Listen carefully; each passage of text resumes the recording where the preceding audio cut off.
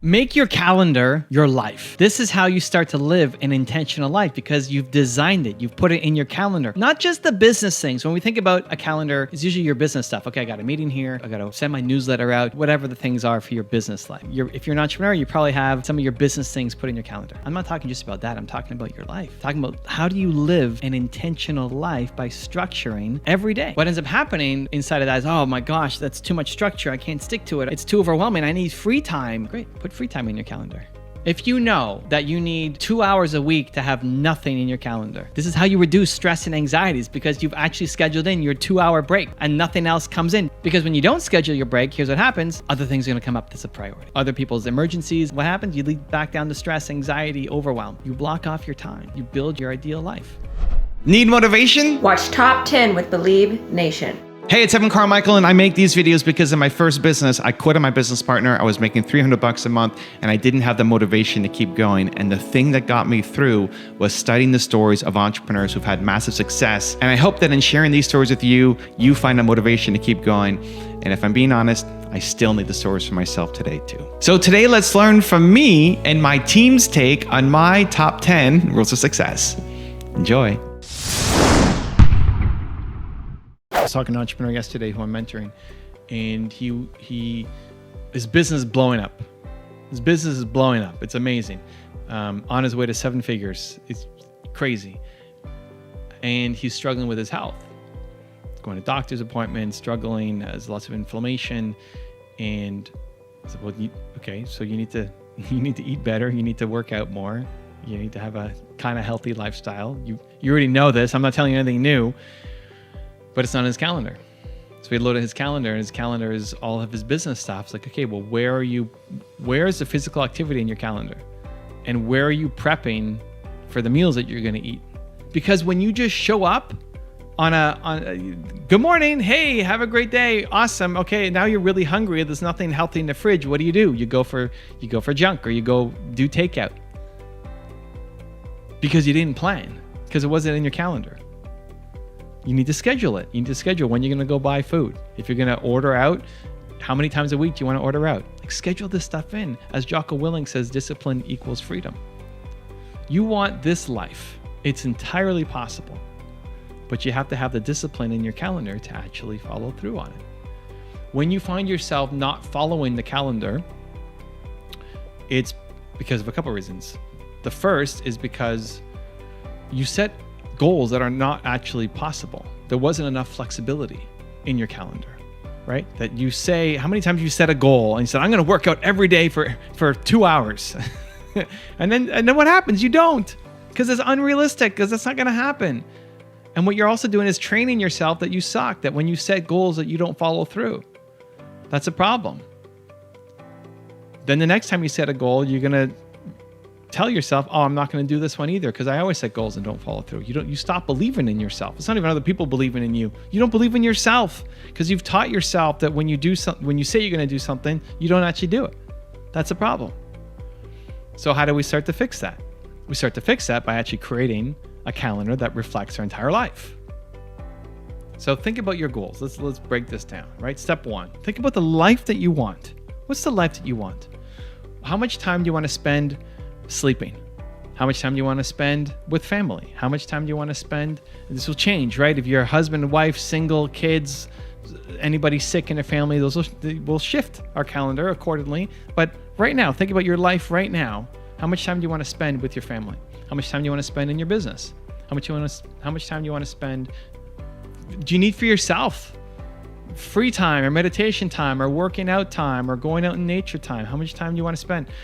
Planning that, as opposed to randomly hoping that your day happens as you want it, it's not. Having no plan and no schedule is the path to stress and overwhelm. Having a decent plan, even a poor plan at the beginning, starts to create the momentum that you need. So think about how much time you want to spend in those categories, because you don't want to spend all day sleeping. You don't want to spend all day with your family. You don't want to spend all day with your kids, with your husband, wife. You don't want to spend all day working. You don't want to spend all day relaxing either. Like, the idea of sitting on the beach might be great right now because you feel stressed, overwhelmed, and may hate your life, but you don't want to spend all day, every day at the beach. You would get so bored. The trick is not to escape your current life, because then you're going back to it, right? So escape for 2 weeks, a life that you hate, to then come back to it. The trick is to build a better life. And that starts with an intentional calendar. So think about how much time you want to spend on the different categories. Then step 2, I would split it up between things that you need to do daily and things you need to do either on a weekly or monthly basis. So daily is daily routine. So I have a morning routine. I'll wake up, I'll put on music, I'll set the intention for the day, I'll go for a walk outside. It's snowing in Toronto this morning. I still go for my walk outside. I'll do some kind of workout, whether it's swimming or yoga, some kind of workout, and then I'll start my day, right? What I do is start my day, like my business day. Those are different days of the week. Okay, so just do morning routine and then evening routine. So we bucket these, but these are mostly the same every day. Evening routine. I'll eat dinner with Nina at 6. Have blocked off an hour to be able to spend time with her. At 7, I'll stream on my gaming YouTube channel, answering questions from you. At 8, I'll spend time with my son Hayden, usually playing Minecraft or catching up or doing something together. 9, we'll sit down and watch a show with Nina. Right now we're watching Wheel of Time on Amazon. 10, I'll take the dogs out. I'll come back up, I'll clean the dishes and whatever else needs to be cleaned in the condo. 11 o'clock, I'm getting ready for bed, reading the book, and hopefully passing out, right? Evening routine, pretty structured, pretty similar every day. What it does is make sure I have time for all the stuff. I want to have time with my son. I want to have time with my wife. I want to have time to eat dinner and not be stressed out and rush into the next thing. I want to make sure that there's still time to do family admin stuff, like take the dogs out and clean the place, because sure, if I miss it one day, everything would be fine. But if every day I'm not taking the dogs out and not cleaning up the place, that's going to cause strain on my relationship with Nina and also not being happy with myself, right? So all these things are designed. Now that structure may sound overwhelming and crazy for you. Awesome, you have different goals. Maybe you need 4 hours of open time every night or 4 hours of meditation time every night. Don't take my calendar. I'm just giving you an example. You need to create your calendar for yourself. So what's your daily morning routine and daily evening routine? Put it down, create it. Then inside of the week, you might have different things on different days. I structure my entire day. So Monday is mentoring day, I just mentor my team. Tuesday is YouTube day where I'm filming content. Today's a Tuesday. I don't know when the video comes out for you, but for me, I'm filming on a Tuesday. Wednesday is my project day. It's totally open to work on projects that I want to work on. Thursday is public facing days, interviews, podcasts, shows, etc. So Tuesday, Thursdays are busy. I'm not being creative. I'm just work. Very little free time. And I'm doing tons of videos and tons of interviews. Wednesday in the middle is totally open. Like, okay, all the ideas that I've had, all the projects that I've wanted to do, here's my time in my calendar to do it. Because if I didn't have that spot, then I would feel, again, stressed out, overwhelmed. I feel like I'm just answering all these messages and just creating content and just going on people's shows, and I have no time to create my own stuff. Perfect. Wednesdays, done, right? But Wednesdays I would use to write my book. It's the whole day, totally open. Friday is my CEO day, where I work on the business instead of in the business. Saturday is fun day. So Saturday, if I'm doing anything that's work related, it has to be cleared through Nina first and better be something big. So I lose out on some opportunities because Saturday is fun day. And then Sunday is family admin day. Cleaning up the condo, grocery shopping, Costco, whatever needs to get done. That's my life, right? That fits for me. That may be the total worst thing for you. It probably is. Awesome. Figure out your life. Morning routine, evening routine, your entire life, not just what you need to do as an entrepreneur for your business, but for your life. As a husband or a wife or a son or a daughter or a parent, your life, time you need for yourself. Create it. Morning routine, evening routine, and then the rest of the week. What are you going to do? It matters. This is how you start to build consistent habits. The next step is to evaluate at the end of the week how well you did. The whole point isn't to beat yourself up of how you sucked and how you missed this and schedules don't work for you, etc. But to evaluate. It's not that you can't stick to a schedule. It's that the schedule wasn't a good enough schedule for you.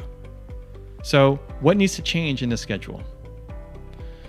For example, for dinner, for me, these are these micro tweaks. You might have to make a big tweak, but a micro tweak for me was I had my dinner from 5:30 to 6 with Nina. And it just felt too rushed. Because, okay, well, we don't usually take an hour to eat. We eat small meal, so we usually eat it pretty quickly. So okay, half an hour is perfect, easy enough time. But it kind of felt rushed getting into it. So even though it doesn't take us a full hour to eat, I book off an hour to eat. That's an example of a micro adjustment. So think about, where do you feel stressed out in your calendar? You've done it for a week, right? You plan out your calendar for the next week. Perfect. Morning routine, evening routine, what happens during the week, during the day. Perfect. You evaluate at the end of the week. Where did you feel stressed? Where did it not work out? Where did you miss something? And if it's a one-off thing, okay, fine, something happened. But if it's happening consistently, then your calendar is broken. Then you need to spend more time here. If you get to the end of the week and you feel stressed out, overwhelmed, what are you feeling? You feel like, oh, I don't have enough time to myself. This is what the person I was mentoring yesterday said. It's like, I look at your calendar, I couldn't do that. I have no time to myself. Great, schedule in time to yourself. Because if you don't schedule in time for yourself, chances are something's going to jump on top of it and you'll never have time for yourself. I'm giving you the answer.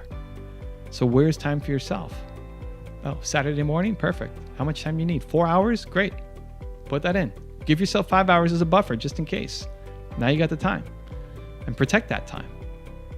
So it's making those micro adjustments as you go. And so your first week, if you've never done this or feels overwhelming or stressed for you, the first week is probably going to be a disaster. That's okay. You did some of the things. That's better than not doing any of the things. So let's make some progress now. At the end of the week, look back and iterate. Change it. Make some micro tweaks. Okay, that clearly didn't work here. Okay, so next week I'm going to try doing this. And what you do is get closer and closer and closer to creating a schedule that actually fits for who you are, for your goals.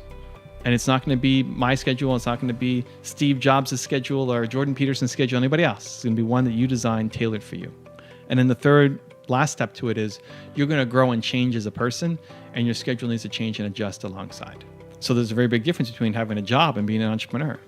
There's also a difference between being a solo entrepreneur and then having a team. There's a difference between having 5 people on your team, or 1 person to 5 people to 37 people now for me. There's a big difference in how I need to manage my time. I have a whole day dedicated to mentoring. I didn't need that when it's just me, right? Things have to change. If you're single versus in a relationship, or single versus engaged versus married, and how long you've been married, or if you have kids or not, or planning to have kids, right? Like your choices will change as you change as a human. So even if you create the perfect schedule right now for yourself, and that's reflective of today, like it's the perfect schedule for this week right now, chances are in a couple months, you're gonna have to make some micro tweaks because something's changed in your life. And that's okay. That doesn't mean that your schedule sucks. It just means it needs an evolution.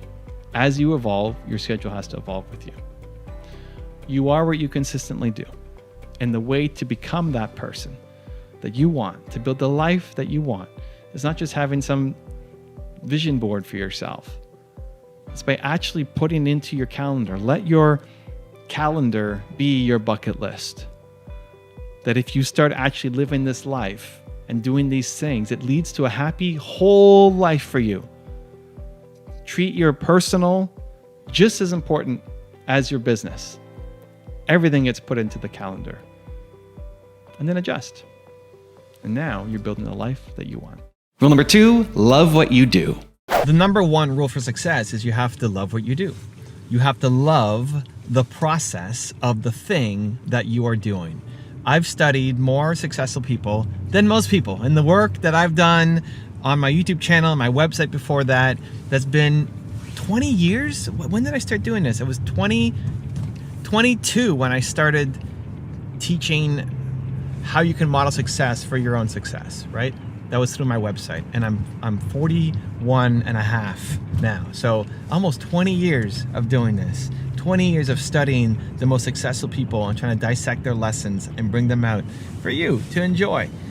And the number 1 rule that I found over and over and over and over and over again, the people who achieve at the highest levels, whether you're an entrepreneur, you're an inventor, you're an athlete, you are a musician, you are an artist, the number 1 rule is that you love the thing, the actual thing, not just the results of what you get, not just accomplishing the gold medal or getting the thing that's on your dream board, getting that house or getting that car, not that.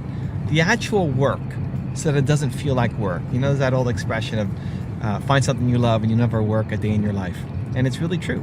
I look at my calendar and I see what I've got to do every day. I've got to make videos. It doesn't feel like work. You know, I don't look at this like, how lucky am I to be able to make videos in the car, and that's my work day, right? A lot of people would step into my life and hate this. Great. I would step into a lot of people's lives and hate that too. That's the challenge. When you're stepping into somebody else's life, or you're helping somebody else build their dream, and you don't actually like the process of what you're doing, you're not going to be happy, first of all, and you're not going to be successful either. You're always going to know that you're capable of more, doing something bigger, something better, and as long as you're stuck with your foot on the brake, you're going to know you're capable of more and just being too afraid to go chase down that potential. So the number one rule for success is you have to love what you're doing. I was doing a presentation yesterday at Brendan Burchard's Influencer Summit, and it's probably the biggest event every year for people who want to become influencers, thought leaders, experts, get their message out to the world. You know, my kind of people. You got a message, you want to share it with the world, let's go. And I'm trying to solve the world's biggest problem, and I can't reach everybody, but you can. Like, you can reach people that I can't reach with your message. And so I love being able to try to help spread the techniques, the strategies, the motivation as well, the belief that you have a powerful voice and getting that out there to the world. So yesterday, I'm doing my 1 hour talk with Brendan, and I shared my graphic of my growth over the years, and it was really slow growth at the beginning, very little results. 60 subscribers or whatever to 100 subscribers. I'm on year 5 and I'm still in the 4 figures of subscribers. And it took a long time for me to get out of my own way. It took a long time for me to get comfortable in front of the camera. It took a long time for me to feel like my story meant anything, had any kind of value. Like, why do you want to learn from me when you could learn from Oprah or Elon Musk or Bill Gates or whoever the person is? It took a long time. And we've done now, I don't know how many thousands of videos. We're over 10,000 videos that we've made. And so somebody asked him, well, like, how do you keep going? How did you keep going when you had no results at the beginning, when you weren't becoming famous, or you weren't getting a lot of feedback or recognition? And how did you make so many videos so consistently, right? If you average that out, that's over 1,000 videos a year. How did we make over 1,000 videos a year? It sounds crazy just thinking about that. That's 3 videos a day, every day for 12 years. That's pretty crazy. How do you maintain that level of consistency and not burn out, where some people are burning out after 6 months of being on YouTube? Well, I love what I did, right? I always focused on who I was serving instead of who I wasn't, because the who you're not serving game never ends. If my main channel has 3 million subscribers, why doesn't it have 4 or 5 or 7 or 10 or 40, right? That game is never ending. But if you focus on who you are serving, who you are helping, who is paying attention, who is valuing from the products, services, content you're creating, it makes you feel better. Because focus on who you're not serving puts you in a position of lack, right? Of like, you're not good enough, people don't care, and it starts to take a knock on your self-worth. But when you focus on who you're actually helping and serving, and that somebody got value from your message today, your product, your service today, it gives you extra motivation to keep going. Like, how do you persevere? It's because you feel like you're doing something that matters. If you woke up and felt like today didn't matter, you're not likely to stay very consistent, right? It's like, if nobody's going to watch, nobody's going to care, nobody's going to buy my thing, well, what reason do you have to get up and go work on that thing? You're probably going to quit. But when you feel like it matters, even if it's to one person, that what you're going to make today will matter, will mean something to even just one person. If you actually felt that, you're going to show up completely differently than if you felt like it didn't matter. So I always focus on who I was serving instead of who I wasn't. And then the second part of that was I actually enjoy the process of doing it. So when I see filming day on my calendar, or when I see interview day on my calendar, it's not work. It's not like, oh, okay, I got to go to work and then I'm going to have fun afterwards. when I get asked that on podcast, how many hours do you work? Or how do you stay so consistent on the content? I respond with, well, I'm here talking to you on your show. Is this work for you? Because it's not work for me. This is fun for me. It might be considered work, I guess, it's my business. It's part of business time, but it doesn't feel like work. The days fly by because I'm enjoying the actual work of what's going on. I enjoy the process. And I think that's the key. And when you find the people who've had tremendous success, you'll find that they actually enjoy the thing that they're doing and that the days fly by. And it's a good sign when it's not, like if your day is not flying by, if you're stuck and you're struggling doing something, chances are that's the wrong thing for you. That's the thing that you need to give up on as soon as possible. And maybe that means you need to quit on the whole business. Like if the whole business is giving you nothing but stress and problems and you don't want to go in and you don't want to work on it anymore, maybe you picked the wrong business. Maybe you did what most people do, is they pick an opportunity just because they think it's a hot business, because it's a trending industry to be in for this year. But if you don't actually ever like the thing, you're going to quit on it, and you should quit on it so you can go find something that you actually love, right? So if you pick the business just for the opportunity, because you think you're going to make a quick buck, you're going to hate your life. Get out of it ASAP. Or it might mean there's just little bits inside the business that you don't want to do. And maybe you have to do it. And you have to do it for now until you can afford to hire someone to do it. Or maybe it just doesn't have to get done. Maybe that's not required. There's some things that have to get done that you might not enjoy, right? Filing taxes. Most people don't enjoy filing taxes. Most entrepreneurs that I've met do not enjoy filing taxes as a part of their business. But if you don't want to be in trouble with the government, then you have to file your taxes. It's an important part of being an entrepreneur. And so maybe at the beginning you do it yourself, but as quickly as you can, you want to hand that off to somebody else to do. Let them do it because they love it and they're great at it. And it allows you more time, but also just mental energy, because it's not just about the hours worked. When you are working on something that you do not enjoy doing at all, that 2 hours feels like 20 hours. Can you relate? Like doing 2 hours of work that you hate feels like it took an entire week to do of mental energy, versus when you're actually having fun doing it and it doesn't feel like work, you could keep going and you're producing so much and time just seems to fly by. So use that negative time as a filter. So when you feel that way, that you're not happy, you look at your calendar and you're not happy about what's coming up, that's a great time for the awareness to shift. Something needs to shift. If you look at your calendar, you can do this homework right now. Look at your calendar, see what's coming up in the next 2 weeks. Is it exciting for you? Are you pumped to go do it? Or are you dreading it or apathetic towards it? Like you could take it or you could leave it. And if there's nothing that's exciting in your calendar, nothing that scares you in your calendar in a good way, like it's growth opportunity, then you need to add something in. And if you're constantly dreading or hating the stuff that is in your calendar, you need to get out of that, because you will never win doing work that you hate. People say that, do whatever it takes. You won't.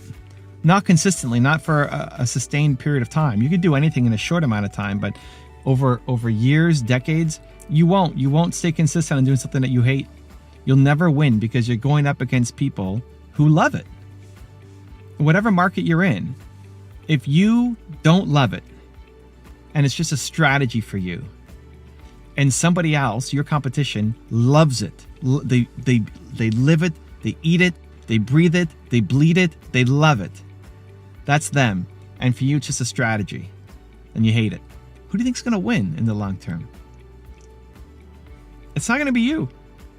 But meanwhile, there is something you could dive into that you could love. The actual work, not just the results, but the actual work.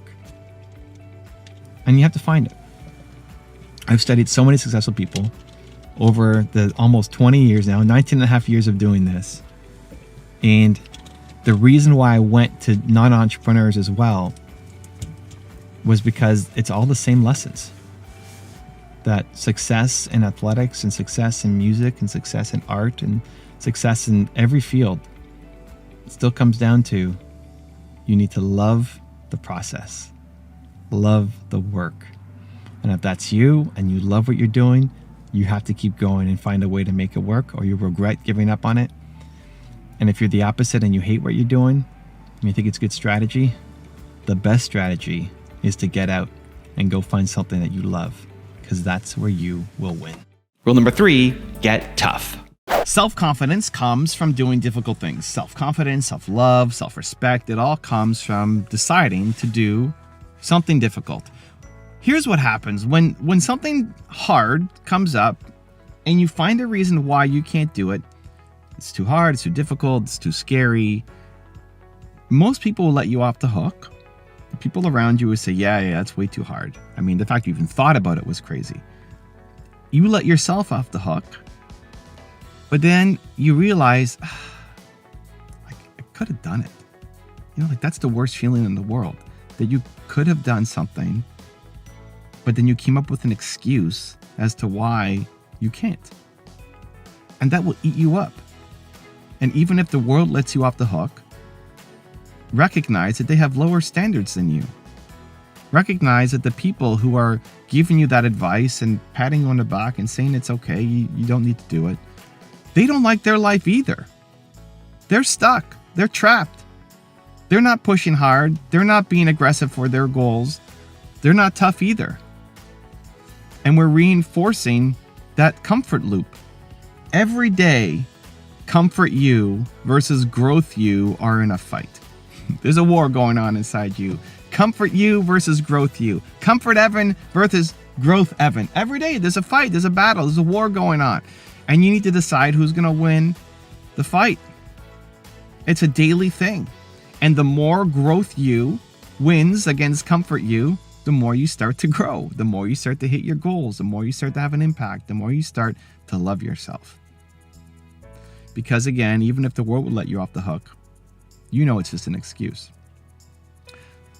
I think most people think of it as a giant step that you have to take to build that self-confidence. It's not. I think it's much more about the daily battles with yourself that then builds up to major things. Just like you don't go to the gym and lift 400 pounds, you start by lifting 5 pounds or 10 pounds or 20 pounds or 40 pounds, whatever it is. That's how you start to build the muscle. It's much more about the daily building of the muscle to show yourself who you are, much more than the one-off heroic moments. Here's an example. So yesterday we had an insane snowstorm here in Toronto. I don't know if we can, it's kind of blurry, you can't see. We had, I can see some here behind me. It's like, look, see that mountain of snow behind me? We had an insane snowstorm. We had probably the worst snowstorm in Toronto, Canada, in a decade. I have not seen this much snow in a crazy amount of time. And so I'm going for a walk, rucking. And rucking is where you carry a backpack. So I'm carrying a backpack of 20 pounds as I'm walking, doing my normal walk. And it's crazy outside. Normally, the rucking alone is hard enough, and I just increased the weight in the backpack. Now, there's no path to walk on. And this morning, I was walking through an area, and there was zero path. The snow is up to my knees, and I need to get through. So what are my options? Well, I could complain and turn around, right? Like, I could look out the window and say, it's so much snow. I'm not going to do that. I'll do it when there's less snow. And then the next day there's less snow, there's still snow, and the next day there's still snow, and then all of a sudden you just give up on the habit, right? Like you let yourself off the hook to say, I'll do it tomorrow, and then you never do it, and then the habit's gone. And that's what you're teaching yourself. This is why it leads to identity. This is why it leads to negative self-worth and negative self-confidence, because the next time you come up with an idea, you've already reinforced the training. You're training yourself that when you come up with an idea, you don't do the thing. When you say you're going to do it, and you're going to start tomorrow, and then you don't, the next time you come up with an idea, guess what? You've already reinforced the pattern. Like, I don't follow through. I'm not going to do that. I'm excited today, but tomorrow I won't follow through. So there's the snow. It's up to my knees, right? Up to my knees, and I'm 6'1", so it's some serious snow. Like I got to walk through, not quite that. That's probably taller than me. I don't have to walk through that much, but up to my knees. I'm looking at it, and I've got to go, I don't know, 100 meters through this thing. And initially my thought was, man, Why is there no path? Why has nobody shoveled this? Why has nobody snowblowed this? Like, I gotta get over there. I got a backpack on. I'm rucking. I'm sweating like crazy. I'm already exhausted. Now I gotta go through this. This is when we need to catch ourselves, right? Everybody would have let me off the hook. And another me would have let me off the hook, right? Comfort Evan would have let Growth Evan off the hook. So it's okay. Go back home or go the long way around where there's a path. Don't go through that snow up to your knees. And as soon as I caught it, now what? Most of the time you won't catch it. Most of the time you'll do the automatic thing. And usually the automatic thing is the comfort thing. So usually play small by default. Usually you'll look outside and see the snow and not go. Just by default, not even catching the conversation with yourself. But when you catch it, this is a really important moment. What do? Do you do the difficult thing or do you do the comfort thing? Because when you catch it and you make a conscious choice, this is how we start to either change our identity or reinforce our identity. So I looked at it, I caught it, and I said, I'm going through. Let's go. I caught the negative thinking. I caught the comfort Evan coming over, walk around, go home. Nope, not happening. We're going through. We are going through. We are going to make it through. And it was rough. I'm walking through, I'm freezing. I'm taking one kind of giant step at a time. Snow is getting all through my boots, all down my legs. I almost slip and fall. I have a coffee that I picked up. It's dripping all over the place.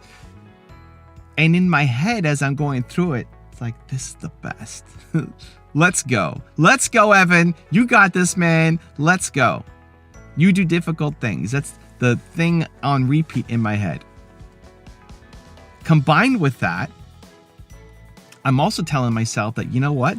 Not only am I doing this difficult thing for me, I'm also creating a path for other people, that the next person who comes up against this 100 meters or so, that now they will have not an easy time, but an easier time of crossing the same path so that they can get across. So it's going to service. If you're ever having a hard time getting yourself to do something, it's one, you do difficult things, remind yourself, and two, default to service, that it's not just about you, it's for other people. Now, that may not even be true. Maybe nobody ever comes across that path. Maybe I didn't make it easier for the next person. Maybe somebody comes 5 minutes after me and snow blows the whole thing, and so there was zero service. It doesn't matter. It's the story that I'm telling myself that it will serve other people, that will get you to then do the difficult thing. So, in order to make it happen, there's two triggers that I use. One is language, so scary, difficult, or hard.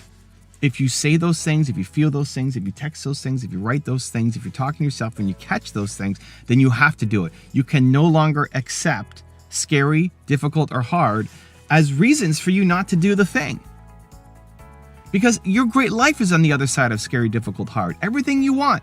The business you want, the relationships you want, the health that you want, everything, your great life. If you wrote down a list of everything you want out of life, everything on that list comes on the other side of you doing scary, difficult, and hard things.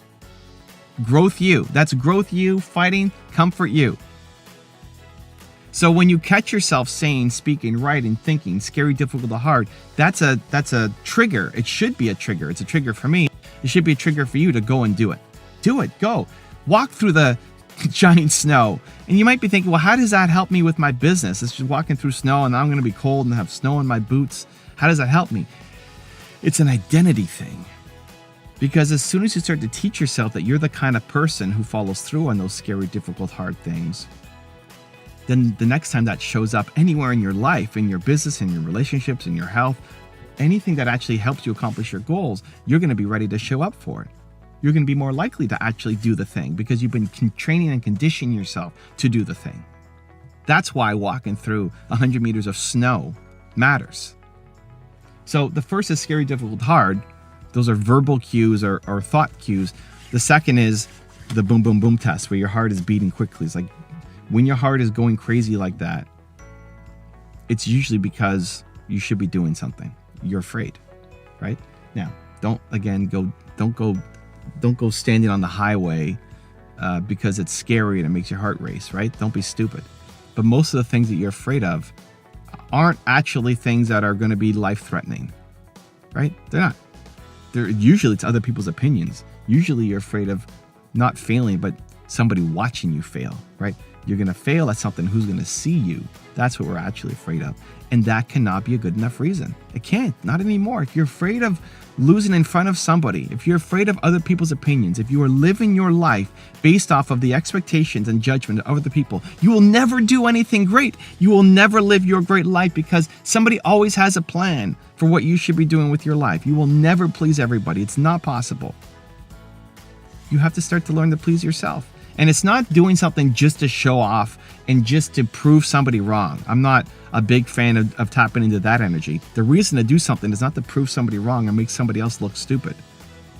The reason to do something is because that's who you are and that's what you want to do. And so learning to do difficult things, teaching yourself step by step, brick by brick, one snow storm at a time, teaching yourself that will change your life. You deserve a better life. You deserve a great life. And that comes on the other side of you doing the things that are scary, difficult, and hard. Rule number 4, trust your ideas. Great ideas flow through you. Teach yourself to learn, to understand, to feel that great ideas flow through you. That when you are feeling bold, powerful, courageous, ambitious, an idea comes to you, that is the right, perfect idea for you right now. And don't let your head talk you down from doing it. I think most of us live small. I think we're constantly living small. We're so concerned about our friends telling us that our ideas suck. It's us. It's ourselves. It's you telling yourself that your idea sucks, that you can never do that. We feel great one day. This is the entrepreneur roller coaster, right? You feel great one day. Oh my God, this is such a great idea. I could go do this. This is amazing. And maybe you start taking some action on it. But then what immediately happens is your head starts taking over. Say, well, you can't do that because you don't have the school, the education, the parents, the connections. You live in the wrong country. You're the wrong gender, race, etc. And then it stops. Meanwhile, dummies are winning off of your idea. With less heart, with less drive, with less ambition, with less of a desire to do good, they're winning off of your idea because they went off and did something while you are stuck overthinking your idea. This is what we do. This is what entrepreneurs, especially the heart-centered ones, do. Stuck constantly overanalyzing, overthinking, and stuck in the mud instead of actually creating. And the way to go through it is to trust in your ideas. If you're concerned that that's too egotistical, like, oh, I'm so great, I got these great ideas, great, take yourself out of the equation. Trust that the idea came from somewhere and it was given to you.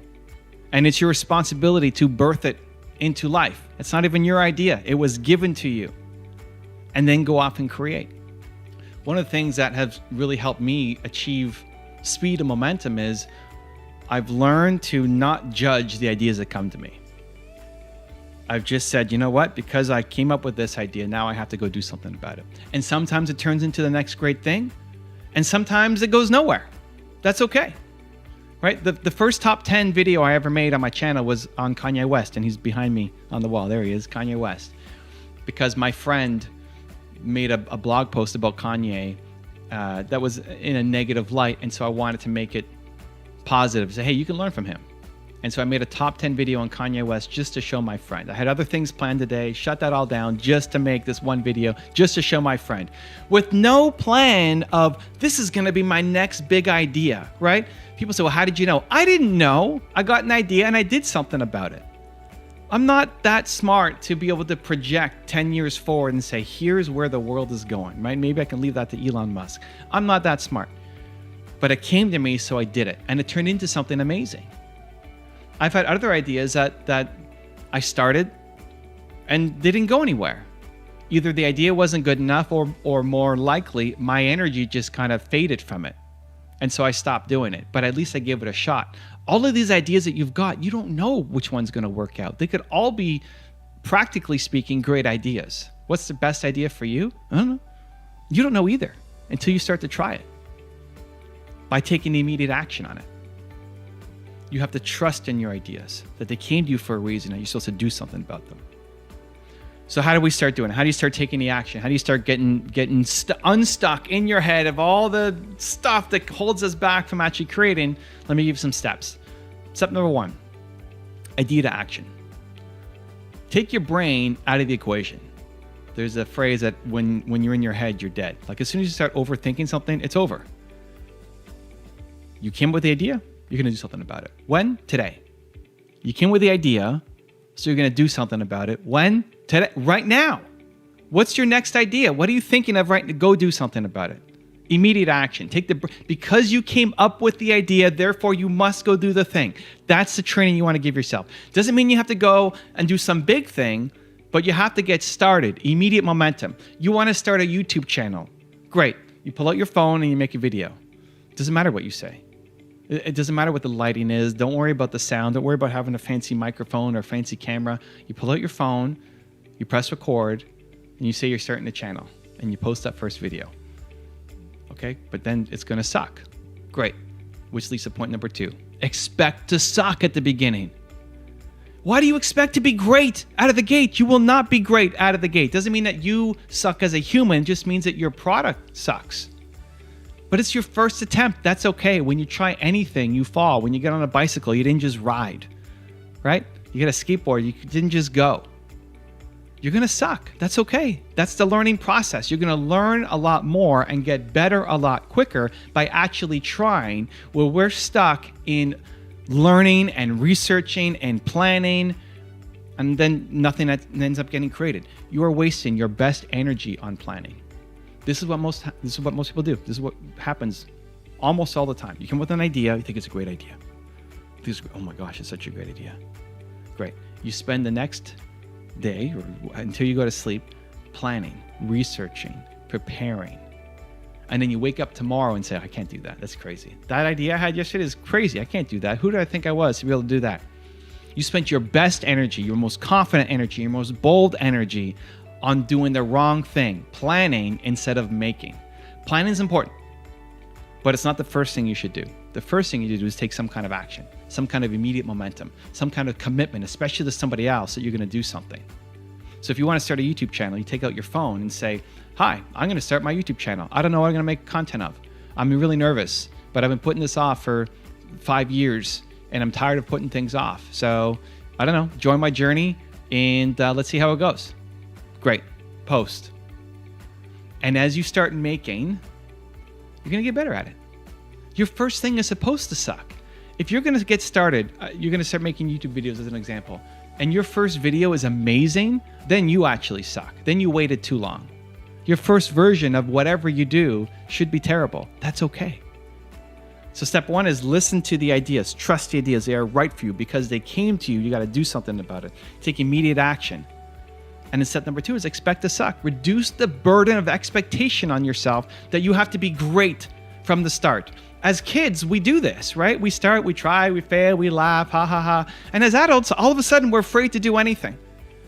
And what you do is just slide into more of your comfort zone and more of your comfort zone, more of your comfort zone, and more of your comfort zone, and then realize, why do I hate my life so much? Because you're doing the same thing every day because you're afraid to branch out a little bit.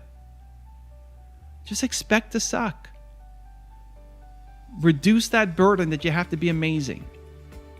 And if you keep practicing and you keep loving it, you keep building it, guess what? You're going to get great at it. It doesn't have to take a decade.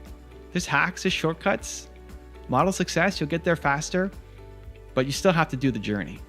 And step 1 of the journey is the most important step and is also the most painful step, that it's going to suck. Amazing. Every time you suck at something at the start, pat yourself on the back. You did a good job. Step number 3, and this is just the caveat, is pay attention to your energy when you come up with ideas, okay? I'm assuming you're in a positive, bold, ambitious, confident, courageous state. When you are feeling a positive emotion, the ideas that flow through you are the right ideas for you. However, when you're feeling negative, low, you're feeling judgmental, you're feeling anger, you're feeling depression, you're feeling rage, you're upset that somebody else is having success, when you're in a negative mindset, the ideas that come to you are not the ones for you. Those are the ones to sit on, right? Like, I'm gonna show her. I'm gonna do this thing to him. I'm gonna get my revenge by doing that. Okay, those are the ideas to sit on. And it's funny because those are the ideas we usually act on. The spontaneous ideas that come to you that are negative, you're more likely to act on than the spontaneous ones that come to you that are positive. You're more likely to send that nasty text or leave that negative review or do that negative thing instead of the positive one. And so if you're in a negative state of mind, that's when it's worth waiting till tomorrow. You know, if tomorrow you think it's the right call, okay, then let's think about it. But not in the moment. Don't do the negative ones in the moment. But if it's positive, if you just came back from a seminar, or you're watching this video, or you're around amazing humans and you get these great ideas, those are the ones that you need to take some immediate action on. You have amazing ideas.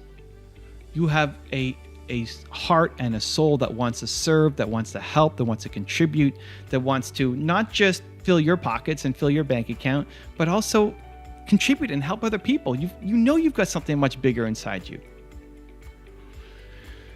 But it does not come out unless you start to listen to those ideas and start to do something about them.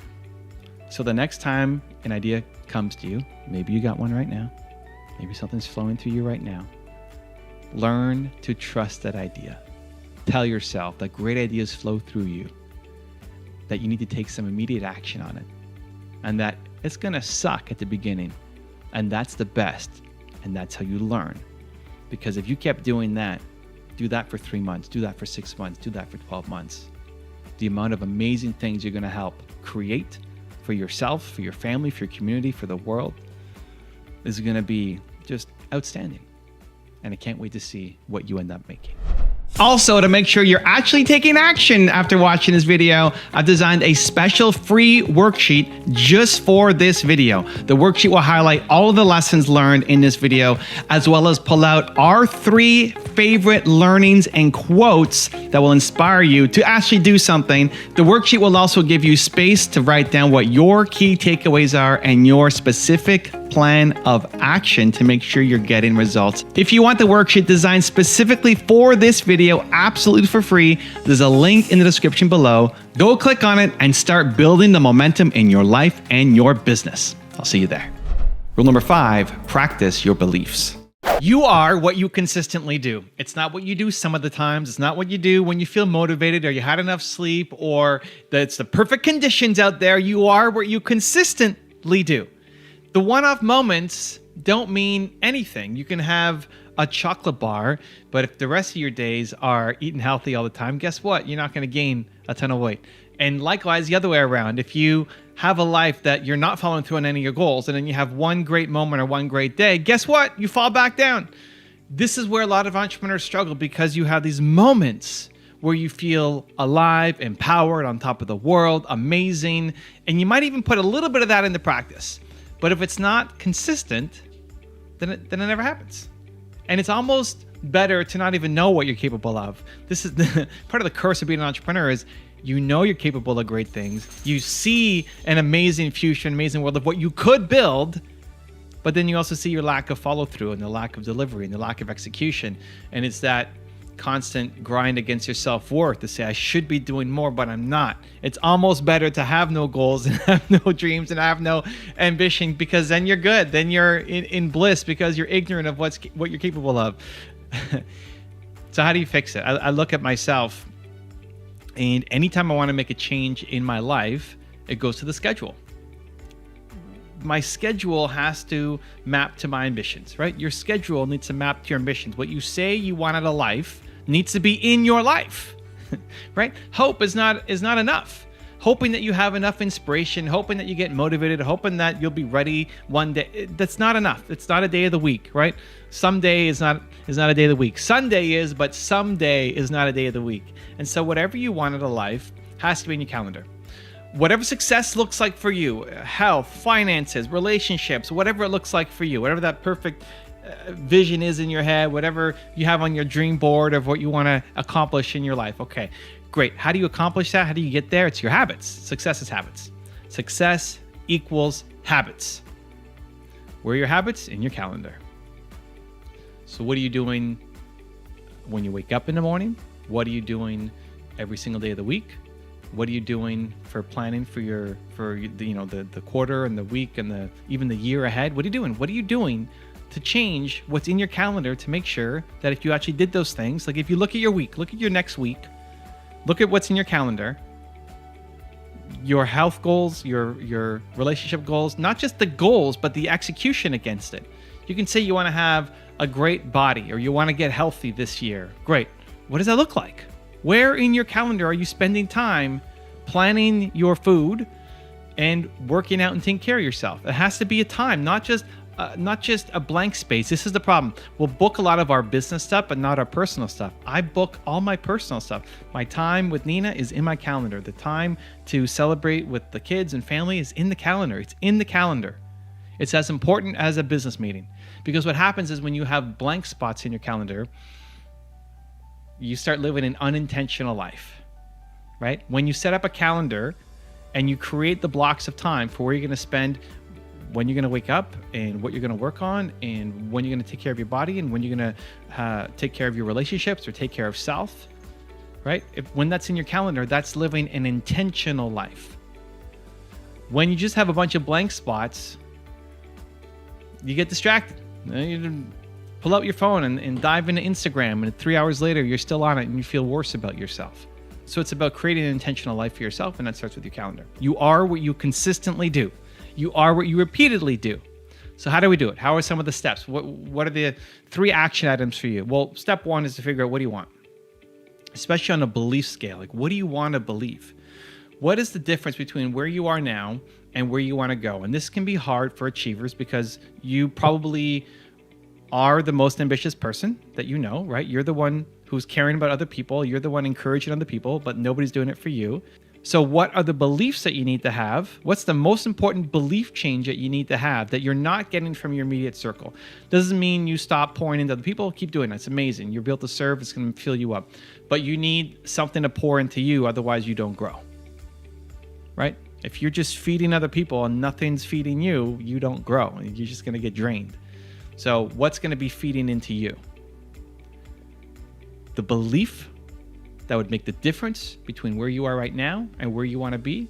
What is that single belief?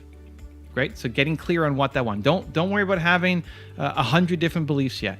Tackle one thing at a time. What's the single most important belief that you need to have for yourself to get your next level of growth? Great. Step number 2. Who is doing that right now? Who is doing that? And creating an environment and habits around it. So for me, I want to believe in myself more. I want to spread more belief to other people as well. So what's in my environment? Well, my physical environment, you can see here, from me wearing this outfit to having, the pictures behind me on the wall. These people all inspire me for different reasons, to the videos that I make and consume, to the work that I do in my community, to the new Discord that I set up, evancarmichael.biz, if you want to come and join us. That's part of what I do every day to make me feel like I believe in myself more, believe in me as a human, believe in the work that I'm doing, believe that it will work out. I want more belief, and I've designed habits and rituals to help me get it. Where most people, again, do not wake up and feel like today's going to be an amazing day and they're just bursting full of energy and on top of the world from the moment they wake up. No, I woke up this morning. It was just past 7. I don't sleep to an alarm, so I woke up and I wake up when my body tells me to wake up. So I woke up just past 7. I didn't know what day it was. I'm tired. I wake up, I go to the bathroom, and on my way, I put on an oldies song, and oldies music gets me moving, gets me bouncing, gets me jiving, and then immediately start going to community stuff, right? I'm in the bathroom, I'm listening to my oldies, I look at my intention for the day. Today I'm recording YouTube videos. How do I want to show up? What do I want to do? Who do I want to be? Showing up on the content, and then go to community. And I join my Discord, and I'm giving love to people because it makes me feel like what I do matters, and it makes me feel more belief, right? I've got videos on that, remind me of who I want to be. I'm around my heroes and mentors, but deciding the difference that you need to believe between now and where you're going, and then 2, putting it into your calendar, especially the morning routine of how you're going to show up. So it's not an accident, so that you don't hope that you show up and you do it today, but that it's marked in your calendar. And in step 3, and this is the hardest for a lot of people, is you do what's in your calendar. Here's a really important rule that if you do this, it will change your life. when you are deciding what to do in your calendar on the day of, you cannot change what's in today's calendar. You can change tomorrow's, but you can't change today's. Here's what I mean. If you're looking at your calendar and you set out your goals, right? Here's who I want to be this week. Here's what I want to get done this week. I want to wake up at this time and I want to work out and I want to connect with my family and I want to serve and whatever the chunks of time are for you. There's a tendency to, in the moment, change. Where on Sunday, you looked at your calendar and said, here's what I'm going to do. This is going to be an exciting week. It's great. But then come Thursday morning, you don't want to wake up at that time. Or you see what's in the calendar, it's like, I don't want to go for that run. I don't want to make those calls. I don't want to make those videos. And then you don't. And you quickly fall off track. Sound familiar? Is it making sense? It looks so great on the weekend when you plan this, but now when you're actually doing it, you don't do it. And then what happens is the next time you say you're going to do something, you don't believe yourself because you let yourself off the hook too easily. So the rule becomes you can only change tomorrow's calendar, not today. You're tired. You had a rough day. You don't think this workout's working for you anymore. You don't think making videos is aligned with you anymore. Great. Tomorrow, you don't have to do it. Tomorrow, you can change. But today, you're doing it because you said you were going to do it. Tomorrow, you can sleep in because last night you had a rough night. So today, you're extra tired. But you're still getting up when you said you were going to get up and you still do the things that are in your calendar. And then tomorrow, you can sleep in. And tomorrow, you can adjust the workout, the business plan, whatever, if it doesn't feel right anymore, but not today. Don't trust yourself in the moment because your brain is going to tell you to play small. Your brain is going to remind you why you can't do these things. Your brain is going to find a reason for you to let yourself off the hook again, like it did last time. You know what you want. It's what you said you were going to do on the weekend when you look at your calendar. You have to show up the day of. So you have to get really clear on the belief that you want to have that will make the difference for you. You need to surround yourself with those heroes and role models and change your morning routine to reflect it. And then you need to actually do what's in your calendar. And if something's off or doesn't work, you change it for tomorrow, but you can't change it in the moment. You are what you consistently do. You know you've got so much inside you and so much that you want to share and serve and help. And you keep letting yourself down. And it's time to change it. You're ready to change it. You're ready to move past it. You're ready to be the person who follows through. You're ready to be the person who, with that big dream, starts to make momentum towards it. The only difference is being the person who does what you consistently say you will do. Rule number 6, focus on customer obsession. When you figure out what you stand for, everything becomes so much easier.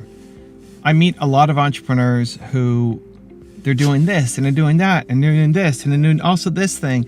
And it feels like it's all over the place, right? Have you ever felt that? You're doing so many things and it feels like it's all over the place and you don't know how to bring it together. It doesn't feel like it fits together. Nobody understands what you're doing either.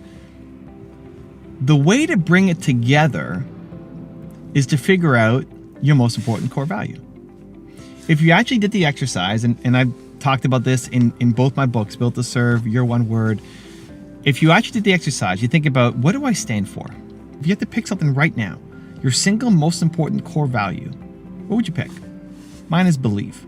What's yours? And there's all sorts of exercises we can get into on how to actually do it if you're struggling with that. But just pick something.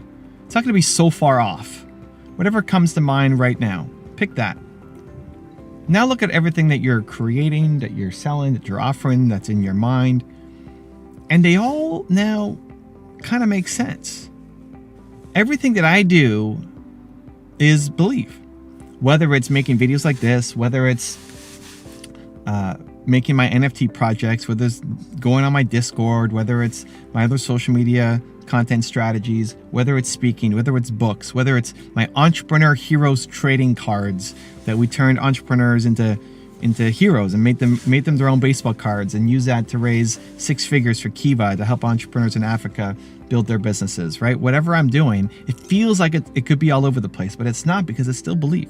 Because at the end of the day, what I want to do is spread belief. Jeff Bezos wants to spread customer obsession. He wants to make a better experience for customers. And so he's in all sorts of different fields. Why? It feels like it's all over the place. It's not, because Amazon is not just a book business. Amazon is in the customer experience business. Right? That's his most important core value. What's your most important core value? It'll help make everything make more sense. It'll help make your life make more sense, your business make more sense, and it'll help your customers understand better what you're doing. I remember watching a clip of Jay-Z being interviewed, and they were asking him, how do you move from making music to being an entrepreneur, to having all these businesses? How does that make sense? And he said, it's just an extension of being creative. See, for him, it's not just about the music, it's about expressing creativity. And every field can add more creativity. Entrepreneurship can be more creative. Investing can be more creative. Product lines can be more creative. He sees himself not as a musician, but as a force of creativity. His most important core value is creativity. So it just makes sense to him to be able to jump from one field to another, to another, to another, where most people are stuck in the craft, right? You don't just do one thing. You don't want to do one thing. That's why you're an entrepreneur. You don't want to just do one little narrow thing for the rest of your life. But it feels like you're all over the place. And you are, until you can wrap it under your most important core value. And what that does is gives you permission to explore and to try and to taste and to go into new fields. But also the ability to do something much bigger. Because whatever your most important core value is, that's what you want to spread to the world. I want to spread more belief to the world. Jay-Z wants to spread more creativity to the world. And he could have done what most people do. Most rappers, most musicians stick to just doing that thing. Okay, well, that's what I love and that's what I know, and so I'm just going to stick to doing that. How you become mogul status, right? How you start to change the rules of the game, how you start to have a much wider impact and bigger reach is to recognize that I don't just do one thing. I don't just have one skill. I've got a message. I've got a core value I want to put out to the world. And there's multiple ways for me able to do that. So Jay-Z sees himself through the lens of creativity. And then it makes sense. And it gives himself the permission to go off and chase those other ambitions. So for you, think about what is that most important core value. And some easy hacks, again, both my books go through this in a lot more detail, but think about who your favorite teacher was growing up. Think about what you loved about your parents. Think about your favorite movies, your favorite songs. Think about anything that made you come alive, any experience. Why did you love that teacher? For me, it was my OAC, my grade 12 French teacher. Why? It's not because she taught me French. Your favorite teacher wasn't because they taught you a subject matter. It's because they made you a better human. Madame Farr at my school, she helped me believe in myself more. When I doubted myself, when I wasn't getting the grades that I wanted to get, she helped turn me from a B and C student to a straight A+ student in my last year because she believed in me and she taught me how to believe in myself. That's why I love her, not because she taught me French, right? Who was your favorite teacher? Why? Why? They made you a better human somehow. What was it about them? And when you can connect the dots on all the things that make you come alive from your favorite teacher and favorite books and favorite music, favorite lyrics, favorite TV shows, favorite movies, favorite friends, right? Favorite heroes, you can connect the dots. You like them, but instead of it being a happenstance, like you hope that good things happen to you, you can now design it. You can engineer it. I want to bring more belief into my life. And now that that's on my consciousness, now that I'm aware of it, I can make that happen as opposed to just hoping something positive happens to me. When you figure out your one word, your most important core value, you can engineer your life to bring more of that into you. And then the more you have, you can give more, you can serve more, you can help more, you can uplift up others more. You can motivate and inspire and give courage and hope to the world more because you have more to give, right? If you're running on empty, you don't have much to give to anybody. So it starts with that awareness of what is your single most important core value. And then bring that to your life and your business. I believe Bezos is about customer experience. Jay-Z is about creativity. What are you? What are you? What do you value the most? And then with that lens, look at your life, look at your business, and see where are you following through and crushing it, and where are you not living up to it? Where are you doing the wrong things? What area of your life needs a little bit more of that? Because when you can look at your life through that lens, that's your best self looking back at you.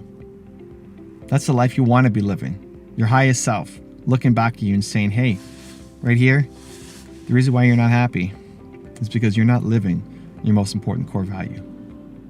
Figure that out, and you have a roadmap. You have a guide. You have a compass for the rest of your life. Rule number 7, keep going. My philosophy on losing is you either win or you learn. You win, you got your goal, hey, congratulations, pat yourself on the back, or you learn. You learn how not to do it again. Hopefully you've improved and you've gotten better. It's only a loss if you quit. It's only a loss if you never get back up. It's only a loss if you stop trying. Somebody asked me on my Instagram yesterday, I love this business that I'm doing, but it's just not working out. What do I do? And my answer is, hey, if you still love it, you have to keep going. You have to keep trying. You have to keep getting up. You have to keep not just doing the same thing you've been doing. You have to keep looking, exploring, trying new ways. You have to keep going. Because if you stop now, if you love the thing and you stop now, you will regret that decision for the rest of your life. How many times have you quit on something that you loved and then you look back, you say, what if I just kept going? What if I just tried one more day? What if I just tried one more week? What if I just kept going? Because I would have been in a different spot. And now I regret not trying. If you don't love it, great, quit. I mean, I think people stay in things for too long as well. People stay in businesses for too long. People stay in relationships for too long out of fear, out of insecurity. The love was gone a long time ago and you should have left a long time ago, but you're too afraid to do it. That's not what I'm talking about. I'm talking about what you love doing and it hasn't worked out yet. You have to keep going. When I was in my first business, this is the thing that really helped me. I was 19 years old. I wanted to quit on my business. I was struggling. I was making no money, $300 a month. I owned 30% of a company that was not making any money. And I was working every day and I just had enough. I had enough. I was fed up. Like how much further can I go? How much longer can I go and just not see money and not see results? And I felt like I was a pretty happy, optimistic, positive guy, but it just every day, it just beat me down a little bit more, a little bit more, a little bit more.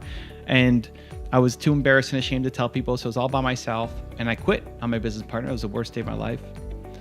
And the thing that kept me going was the fear of regret.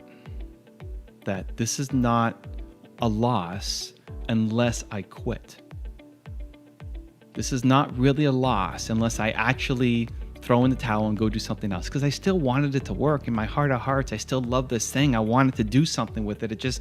I was quitting because I wasn't getting the results yet. And what I told myself, 19, almost 20, was when I'm an old man at 40, I'm 40, how old am I now? I'm 41 right now. So it's funny thinking about it, but when I'm an old man at 40 and my life is over and I hate my life and it's it and I'm falling apart, I will regret this. I will regret that I quit. And that feeling gave me the courage to go one more day, to say, I can't quit yet. I have not given it everything that I've got. I have not left it all out on the field, right? There's still more in me to give, to serve, to help. There's more effort. But what it did was forced me to start to think differently, because I couldn't keep going the way I was going, because what I was doing obviously was not working. Every idea that I tried was not working. I needed to think of something radically different. And that's where the idea of modeling success came in for me. It was finally out of desperation, not out of inspiration, not out of mentorship, not out of anything else, not out of genius, wasn't that smart. It was out of desperation that I asked myself, who else has built a software company before. I cannot be the first guy to have tried to do this. There's no way. Somebody has figured this out. Like, who's done this? And by modeling Bill Gates and how he started Microsoft, that started the path for my company to start to have success. In a short amount of time, I closed my first deal. It was $13,500. I felt like I was rich on top of the world, and it gave me momentum, it gave me hope, and it also gave me a strategy that I could keep using. So if you have lost recently, there's two key ways that you need to get out of it. Okay? The first is emotional, and then the second is strategy, logical. The emotional part is you feel hurt, you feel scared, you feel hopeless, you feel insecure, you feel like this will never work, it may never work, all these people may be relying on you, hopefully nobody saw you fail, we're just afraid of this judgment and disappointing people. You feel like you're not valuable. You feel like you're wasting your time. And so the way to get through the emotional pain is, one, to focus on regret, that if you love this thing, and you quit now, you will regret this. Whether it's 10 years in the future, 20 years in the future, 30 years in the future, you don't want to think back. Like, I had that shot back then. I had that shot and I didn't take it and I quit too soon. Like, don't let that be you. Fear of regret. And the second is service, that you're not doing this just for you. That there's people who are struggling and they need your help. They need your support. There's people who will be counting on you, that your story can inspire other people as well. And so sometimes you need the hug, which is service, and sometimes you need the push, which is regret, depending on where you're at, what you're feeling. But when you lose, there are lots of logical, strategic, practical ways to get out, but if you don't solve the emotional issue first, you'll stay stuck. So it's the emotional issue you have to deal with first. That just because you lost doesn't mean that you are a loser as a human, right? Just because your business hasn't worked out yet doesn't mean that you as a person have no self-worth. Your business might not have any worth yet, but it doesn't mean that you have no worth. And that's something that took me a long time to be able to separate out. That you are not your business. You are amazing, you are gifted, you are talented, you are loved, you want to contribute, you want to serve, and then you bring that to your business, not that you are your business. Once you solve the emotional side, then you can work to the practical side. Then you can think about, okay, how do I solve this problem? How do I break out of this rut that I'm facing?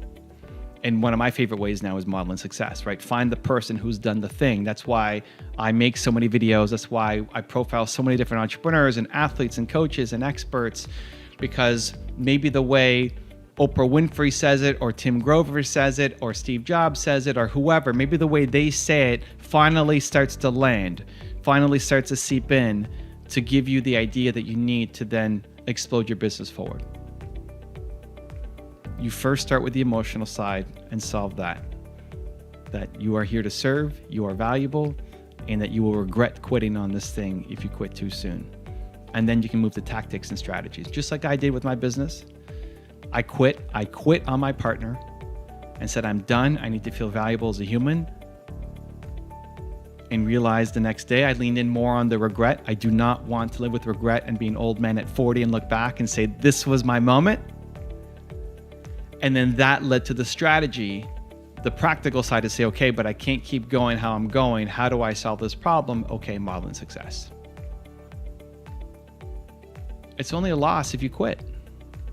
It's only a loss if you stay down. It's only a loss if you tell yourself that you suck and that it will never work out. You either win or you learn. The choice is yours. To get back up, to learn the lessons that you learned, and to take another shot, because your goals matter, because your dreams matter, because the thing that you've got inside your heart right here can have a huge impact on the world, and we need to get the message out. Rule number 8, max out your humanity. Your purpose comes from your pain. The thing that you struggle the most with as a human being is what you want to help other people through for the rest of your life. Something terrible happened to you. You know, at some point in our lives, something terrible happened to me, happened to you. Nobody gets through this life trauma-free. Something terrible happened to you. And that terrible thing will define you in one of two ways. either that was negative and that story haunts you and holds you back and fills you with all these limited beliefs, or you recognize that thing that happened to you is the ultimate gift, and that your purpose now becomes to help other people not struggle the same way that you did. When you can transform that giant pain that you had, emotional pain, when you felt the most worthless as a human being, into something powerful and positive, because it's now not just about you anymore, it's about serving and helping others who are like you, that's when everything changes. My purpose is to help entrepreneurs believe in themselves more, because the worst day of my life, the worst moments in my life were when I was in my first business and I quit on my business partner. And I had no belief. I was down on myself. I felt worthless. I felt I was working every day and just nothing was working out. And what do I do? What do I do? And I quit on my business partner. I quit because it was just too much work, too much stress, too much negative thoughts, too much just lack of self-worth, not enough belief.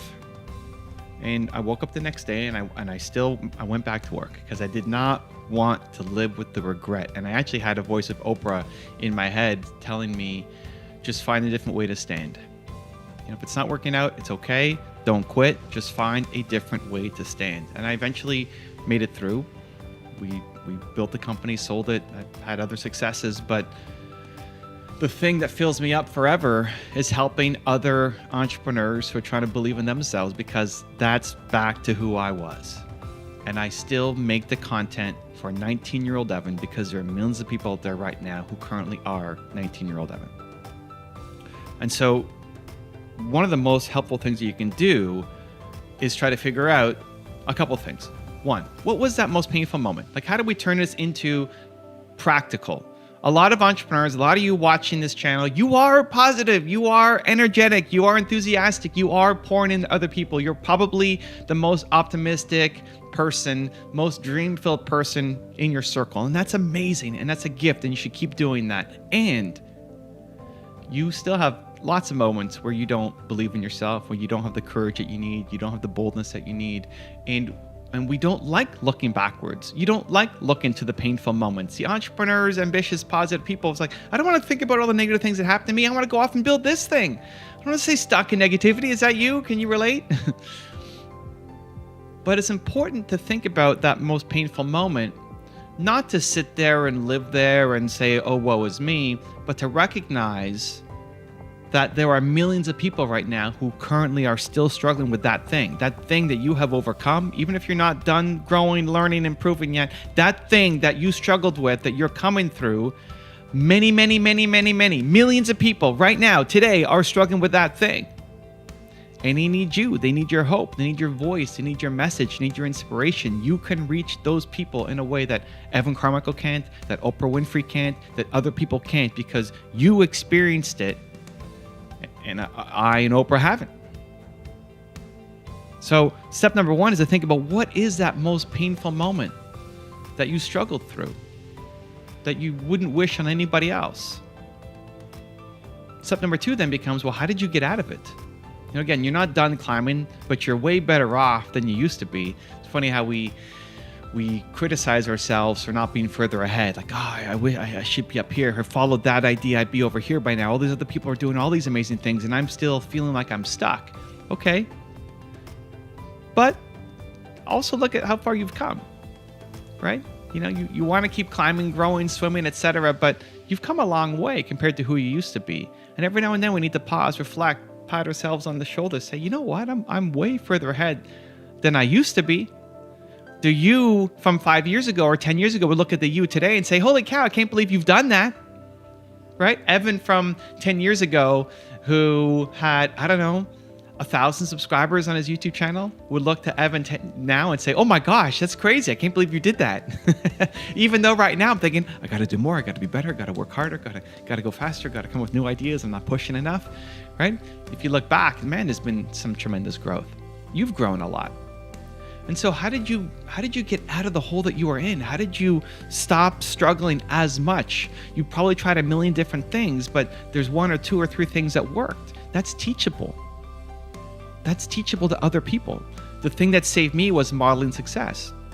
I looked at Bill Gates' story and I modeled that for myself, and my software company then started to have success. So what have I taught for the past 20 plus years now is how can other people model success? So how did you get out of the hole that you were in? And then how can you then teach that to other people? Because they're struggling. Because all of the tests and tries and attempts and failures that you went through to find the 1, 2, 3 things that worked, you can now shortcut somebody else's path.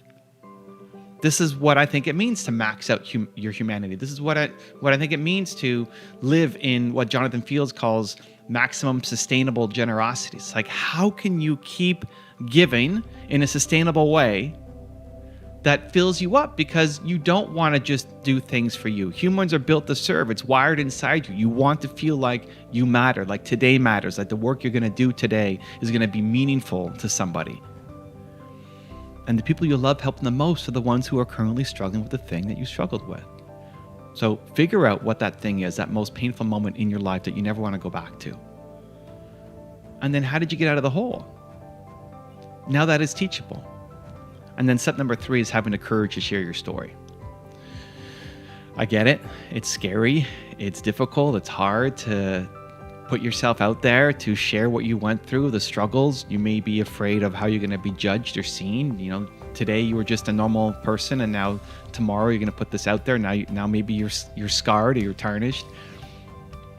But it's important because by you staying silent, it perpetuates the silence. By you being afraid to share your story, everybody else who's struggling with the same thing that you're struggling with, they feel afraid too. They feel like they don't belong. They feel like they're weird and not accepted and not normal. By you putting out your story and what you went through and are still going through, it gives the permission to other people to feel like they have somewhere that they belong, that they are normal, that they're going to be okay too, that they're not alone. So you sharing your story, I used to really struggle with thinking, well, only egotistical maniacs share their story and talk about themselves, right? It's about serving. Well, hold on. By you sharing your story, it is actually serving. You're not sharing your story just to have the spotlight on you, just to say how amazing you are. You're sharing your story because you're hoping that other people can see themselves in you, because your purpose comes from your pain. You're trying to reach the people who currently are who you used to be. And in looking at you and hearing you and what you've come through and where you are now, that will serve as inspiration for them to keep going, or for them to even get started, or for them to not take their life today because they saw your video, or they read your book, or they saw the post you put on social media. Sharing your story is not about you. Sharing your story is about impacting others. And they can see themselves in you where they can't see themselves in Evan Carmichael or Oprah Winfrey or insert, whatever expert, guru, or entrepreneur. You have to figure out what that most painful moment in your life was. You have to understand how you got out of the hole, because it's teachable. And then you have to share your story and put the message out there, because your story will change somebody's life. Ultimately, your purpose comes from your pain. You want to serve, you want to help, you want to feel like today matters, you want to feel like when you show up to do the thing that you're going to do today, it's going to have an impact, maybe not on millions of people's lives, but on at least one person's life. If you felt like today you were going to touch in a deeply meaningful, profound way at least one person's life, you're going to show up totally differently than if you felt like today doesn't matter, that nobody cares, and just forget about the day. I love you. I want to see you win. Let's make it happen. Rule number 9, secure your financial future. Most people sleepwalk through life because they don't love what they're doing. You wake up and you don't love what you're doing. You feel like it doesn't matter. You feel like nobody will care if you show up or you don't. And if that was your day, if you today felt like, you know what, it doesn't matter. I show up, I don't show up, I make, I don't make, nobody's going to really care. If that was not just today, but tomorrow, the next day, the next day, the next day, if that was every day of your life, how sad would your life be? This is why we have so much anxiety and depression and suicide, is because people feel like they don't matter. And we want to matter to others. It's wired into us. We want to feel like we are important. We want to feel like what we're going to do today is going to create some kind of meaning and impact on somebody else's life. We are built to serve. You want to help. It's not enough to want to do something just for yourself. You want to feel like you matter to somebody else today. Most people sleepwalk through their lives, never feeling like they meant anything to anybody, especially in their work. And it's why a lot of people default to entrepreneurship, to try to say, well, here's my chance to be my own boss. Here's my chance to live my own life. Here's my chance to do something that matters without just being some cog in a corporate machine. But unless you connect the work that you're doing to serving and helping other people, you still won't feel great. When I first started in my business, it was really, really hard. Both businesses, but the business where I helped inspire entrepreneurs, and I got asked to speak. And I remember just loving the speaking part. And at the time I was doing a speaking gig a month or so, and just wasn't getting enough feedback. I'd go and it'd be amazing. I'd be so nervous and so scared to get up on stage. But then the end would be so amazing, and to see that you help somebody, you know how good it feels to help somebody. You know how good it feels to make somebody smile or laugh or cry, or for them just to say thank you. You know how good it feels when somebody says thank you for what you've done for me today. That is more valuable than whatever they're paying you for your product or service, right? We all want that. That's the good thing to get addicted to. So when I first started speaking and helping, I was getting that once a month and doing a speaking gig, but then I wasn't feeling it throughout the month. This is the hard part of being an entrepreneur, especially at the beginning, where you don't have enough feedback. You're not feeling valuable. It takes too long to get your product to service or service to market to see the action that your customers are getting from it. And so I had to remind myself of what I was doing. I had to remind myself, I made a PowerPoint file where I looked at my comments every day, the feedback that I was getting. Even though it was for 3 weeks ago, I still looked at the feedback again to remind myself of what I was doing was important. When I started my YouTube channel, I didn't get any feedback. I wasn't getting any comments, right? My first video took a year to get 3 comments, and it was my mom, my older sister, and then some random guy. So I wasn't getting a lot of feedback. But I still would look at my comments every day just to feel like, hey, this is important. Like if I got 1 comment a week, I'd be so happy. It's like, yeah, I see that person. I helped that person. I got to keep going. I got to keep making, got to keep creating. And even to this day, it still is among the most important things that I do. I'm pretty in love with Discord right now. I created my own Discord server. You can join Believe Nation. It's evancarmichael.biz. It's free, and I'm in there every morning right now just helping. And it's one of my go-tos right now for how I start my day. I look at my calendar, I set my intention for the day, and then I'll go to my Discord server and start helping people. Because having 1 million views on a video or however many subscribers or whatever does not feel as good as going into Discord server and helping one person believe in themselves a little bit more. So you have to figure out a way to make it not a sleepwalk every day, to make it feel like you're doing something that matters, that you matter, that today is going to matter, that you show up in a way that matters. So let me break down a couple things that I think can help. Number 1 is the big picture has to matter. This is why people struggle in jobs, because you feel like nobody cares, right? This job doesn't mean anything. The company doesn't care if I'm here or not. Even the company's mission isn't that important. You don't feel connected to what you're doing every day. You have to feel connected to the mission. If you're an entrepreneur, it's a lot easier, but you have to be doing work that you actually think matters. A lot of entrepreneurs start a company just trying to make money. You're just trying to pay the bills. You're just trying to make some cash. You're just trying to look at the hot opportunity. And if you can't connect to the reason why you're doing it, the mission, you won't win. The number 1 rule for success is you have to love the thing that you're doing. If you're doing it just to make money, making money is important. It is important. You have to do it. It needs to be in your top 5, but it can't be number 1. What is number 1? You have to design your business that you feel like you're on a mission, that you're here to serve, that you're doing some kind of good, that you may not be there yet, you may not be accomplishing anything close to it yet, but it's the goal, it's the mission that you're trying to go off and achieve.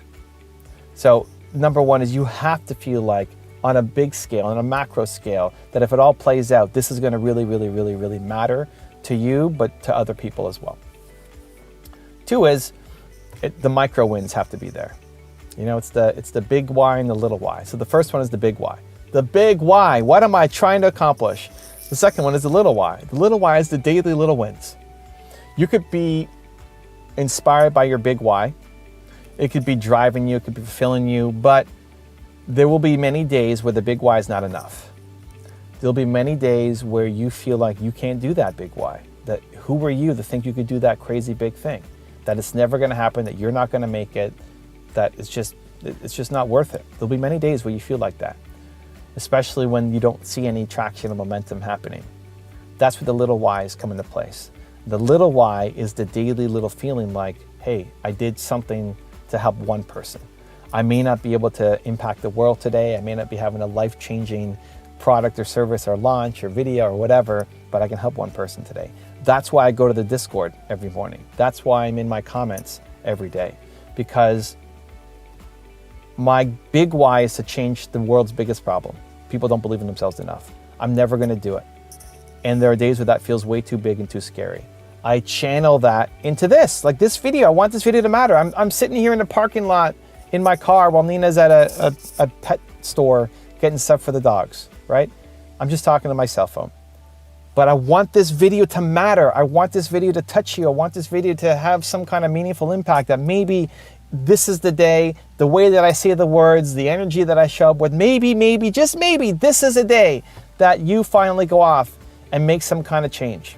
Maybe today is the day. That's my sincere hope. And I need to still feel like I'm touching somebody, that talking to my phone is not enough. So going to the Discord server, talking to people, encouraging them, giving them some love, just saying good morning, just helping people. It's crazy, doing DMs in the morning on my Instagram and spending 8 seconds making a video for somebody and then seeing the reaction. Like, you don't know how much this video meant to me, that you would send this. It's coming to me at the right time today. I really needed that encouragement. It took me 8 seconds to do, but it changed somebody's life, right? Is that gonna help me grow my subscribers or comments or revenue? No, right? But it feels really good. And you need those little whys. So what are the things that are connected to your big mission, but are really small, but it's a individual, that you can help one person? That by you helping one person today, you've got your little why that can give you the motivation to keep going. How do we stop sleepwalking through life, right? Big why. You're on a big mission that you're trying to accomplish something huge. Step 2 is the little why. We feel like today is going to matter to somebody, to one human, even if it doesn't accomplish our big mission. Step number 3 is to pay it forward. You know how good it feels to get a comment, to get a video, to get a personalized message, for somebody to help you out. Pay it forward, especially to small creators. My ask for you would be, if there's somebody that you follow, somebody whose journey you're following along with, maybe it's your friend who's posting, maybe it's some total stranger who you found some of their content. Go give them a little love. Go give them a review on iTunes. Go give them a comment on their YouTube or Instagram or wherever you're following them. It means so much. If it's a giant channel or someone who's been doing it for a long time, I don't see all the comments that come in. Don't leave a comment on, leave a comment on the videos, but it doesn't mean as much anymore as it used to, right? Because we get so many, so we're spoiled. So the big creators, don't worry about it. You can, it's always good karma to spread positivity, but if you had to pick for the smaller ones. Because just one person saying, I see you, just one person saying, thank you, just one person saying this message meant something to me, just one person having that belief is the difference quite often between them quitting and them following through. Your single message today to somebody is going to be the difference, I promise you, for somebody. If you do that every day, it will for sure be the difference for quite a number of people between them quitting and them continuing on, because you took 15 seconds to send a quick message to them. So big why, little why, and then pay it forward, especially to the small creators. We got to get out of the sleepwalk, guys. We want to feel like we matter. We want to feel like today matters. We want to feel like the work we do matters. And the best way that you can inspire people You want to help the people around you. You want to help your community. You want to help your family. You want to help the people who might see you. You want to help people. The best way to help them is for you to stop sleepwalking. Is for you to start doing things that matter. It's not for you to just make an inspirational video. It's through your actions that if you showed up today and decided that you're going to remember your big why, that you're going to serve with your little why, that you're going to pay it forward to other people. When you see the impact that that can have on their life, it makes you reconnect to why you do what you do. And if you woke up and did the thing that made you remember why you do what you do, and you felt it, not just words you're telling yourself, but you genuinely felt it, holy cow, look out, because life starts to get really, really good. And rule number 10, the last one before some very special bonus clips, is challenge yourself. Treat yourself like you matter. Talk to yourself like you would your best friends. Think about how you talk to other people. You know, think about if you're watching this video, if you're a fan of this channel, you are probably pouring into so many people.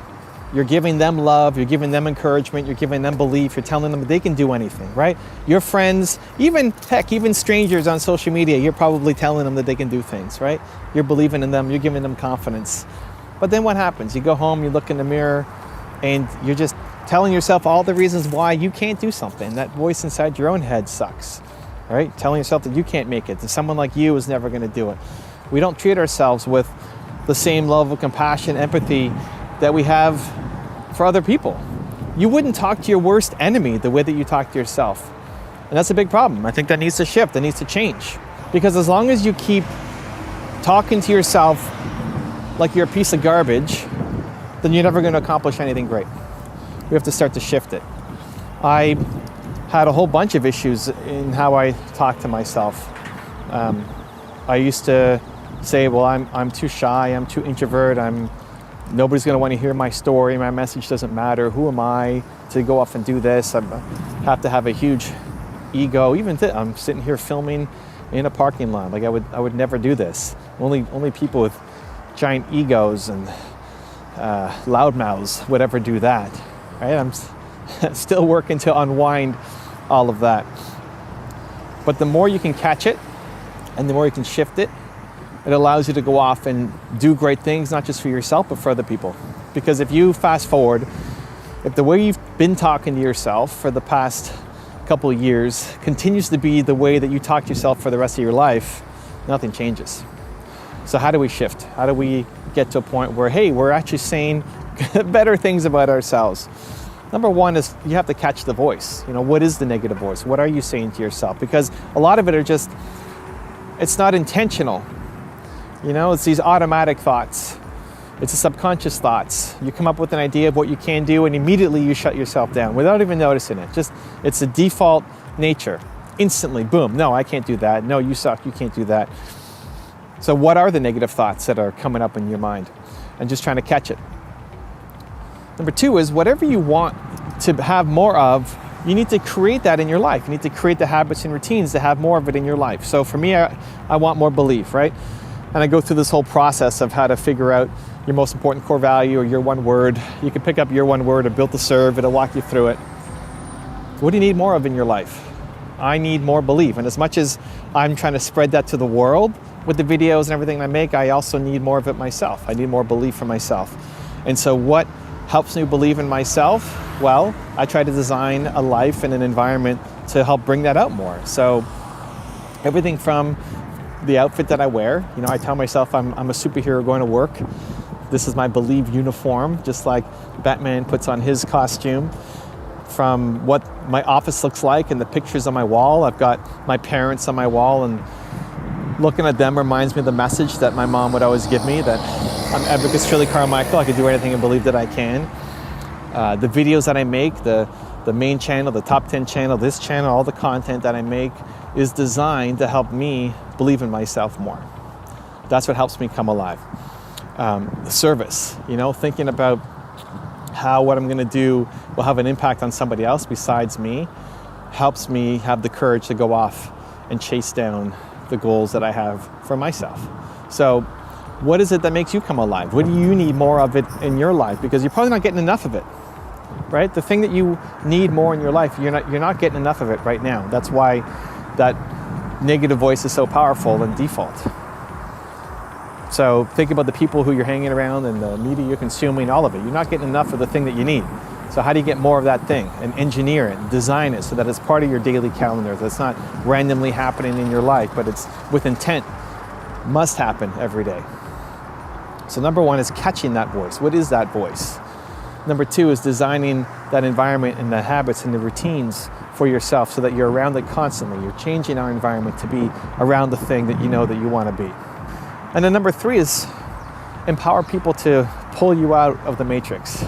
Empower people to call you out. Empower people to give you feedback. Some of my favorite ways to do it, whenever I'm going to an event or whenever I'm talking to somebody I respect and I need some help, input, guidance, feedback, I'll say, tell me why I suck. Tell me why I suck at this thing. Why do I suck at this? Like, how do I get better? And when I do that, it's because they give me their honest feedback. When you just ask for feedback, people will be afraid of hurting your feelings and you won't get the full info. So I say, tell me why I suck. And they say, well, you don't suck, but here's what you need to fix. I empower the people around me that if I say scary, difficult, or hard, then I have to go off and do the thing just because I said scary, difficult, or hard. I don't want to be the person who plays small. So my son in particular loves this one, right? It's like, Dad, you did it. You said scary. Shoot, okay. Now I have to go off and do it. What are your trigger words? What are the things that make you stay small? And then empower the people around you to call you out on it. So that when you don't catch it, because you won't catch it most of the time, you won't catch it. But when you can't catch it and somebody else can, not being defensive and not putting our guard up and realizing that, hey, this behavior is keeping me stuck. Empowering the people around you to give you the feedback, to pull you out of the matrix, so you can start turning what's subconscious to conscious. If you feel like you're a little bit stuck, if you feel like you want to do more and you're capable of more and you want to serve more and help more, and you know that you've got this voice inside you that's keeping you there, and you're struggling with how do I get it from subconscious and automatic negative to subconscious and automatic positive, everything starts to change. You have to treat yourself like you matter. Just imagine that you were actually your own best friend. Just imagine that you came to you with the problems that you're facing. What would you tell yourself? It's probably going to be something loving, something encouraging, something powerful, something positive, not the words that you're actually using to talk to yourself. This doesn't change in a day, It doesn't change in an instant. It's a process. But if every day, day by day, you can slowly start to believe in yourself more, empower yourself more, talk to yourself in a better way, you're going to create a much better life for yourself, and then you can pay it forward and help others. Because no matter what words you say, no matter how much you tell people to be positive, again, you're here watching this, you are the most positive person in your family, you're pouring into other people. No matter how much words you use, what they'll be inspired by most is your action. No matter how much you say, hey, love yourself, make this happen, I believe in you, if they see you not believing in yourself, not taking the action you need to take, they'll never be inspired to do it themselves either. They'll be most inspired by the actions that you take when you're afraid and you doubt yourself too. It's time to make a change. Let's make that change today. I think we play small by default. I think, man, we are capable of so many amazing things, and we're constantly living in fear and excuses and reasons why we can't do something, and we have it trained in us from a young age, our parents, our family, our friends, our teachers. Think about, who did you learn about life from? Probably people who didn't like their own life.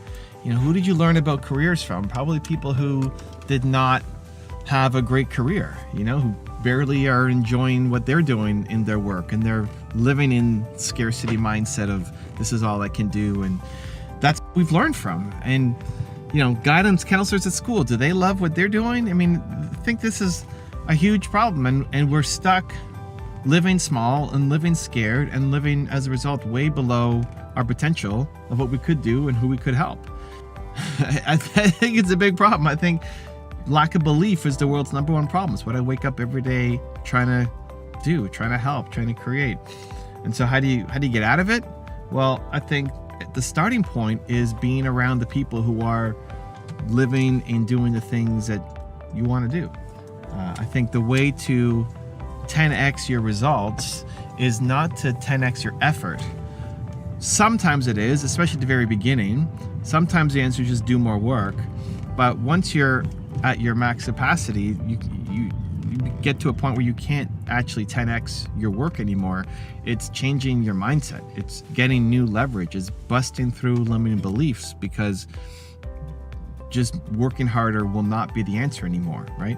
Is it working harder or working smarter? Well, it's both, right? You have to, working hard is your entry to the game. Nobody wins without working hard in anything. You have to work hard. But there's lots of people who work hard who never accomplish their goals, who don't end up succeeding or winning because they're not working smart. So it's always a mix of both. And so if you're not working hard, then you don't have a shot. But assuming you are working hard and you want to 10x again, then it's a shift in mindset and a shift in limiting beliefs. So how do you identify the limiting beliefs? How do you figure out where it's holding you back? How do you break through the paradigm and hit a new level? A lot of it is environmental. You know, the current thinking that you have was environmental. It's your parents and your family and your guidance counselor and teachers and family, etc. That's environmental. You've adopted their beliefs, and unfortunately a lot of them are negative limiting beliefs. There's probably some that are very positive, but a lot of them you've adopted that actually don't serve you anymore for what you're capable of and where you want to go, especially what's possible now in today's environment. So the shift is in a new environment, to start to surround yourself with the people who are like the people who you want to be, who believe the thing that you want to believe, and whoever's more confident wins. And so if you're around people who are deeply confident that the thing that they're after is possible, or they've already gone and accomplished it, if they deeply believe it and you just kind of don't believe it, they'll pull you into the land of belief, because they are more confident in their belief than you are in the disbelief. And so it's finding the people who are living the life that you want, or at least aggressively chasing it down. They will motivate you, inspire you to want to go and live your life as well. So, well, how do we do that, right? I mean, it'd be great to be able to hang out with Warren Buffett and Elon Musk and all these people every day, but we can't. So how do you do it? Well, step one, I think, is just through content. It's why I make so many videos on all of my channels. It's why I've stayed consistent over a decade of making content. Why? Because I think when you're around the people, even just visually, even just through a computer screen or a cell phone, it starts to shift your beliefs and your mindset and what you can do. Even for me, I make these videos for myself so that I can be around John Assaraf and Warren Buffett and Elon Musk and Oprah Winfrey, etc., because they inspire me to want to be bigger. Looking at Elon Musk as an example, the news of the day right now as I'm recording this video is he's looking at buying Twitter. And when somebody asked me yesterday on Instagram, do I think Elon Musk will buy Twitter? I said, no, I don't think he'll buy Twitter, but it's probably not a good idea to underestimate Elon Musk. Just in general, right? Lots of people have underestimated him, and he's proven them wrong many, many, many times. And I just like the thinking. One of the things I love about Elon Musk is whenever I watch his stuff, it challenges me to think bigger.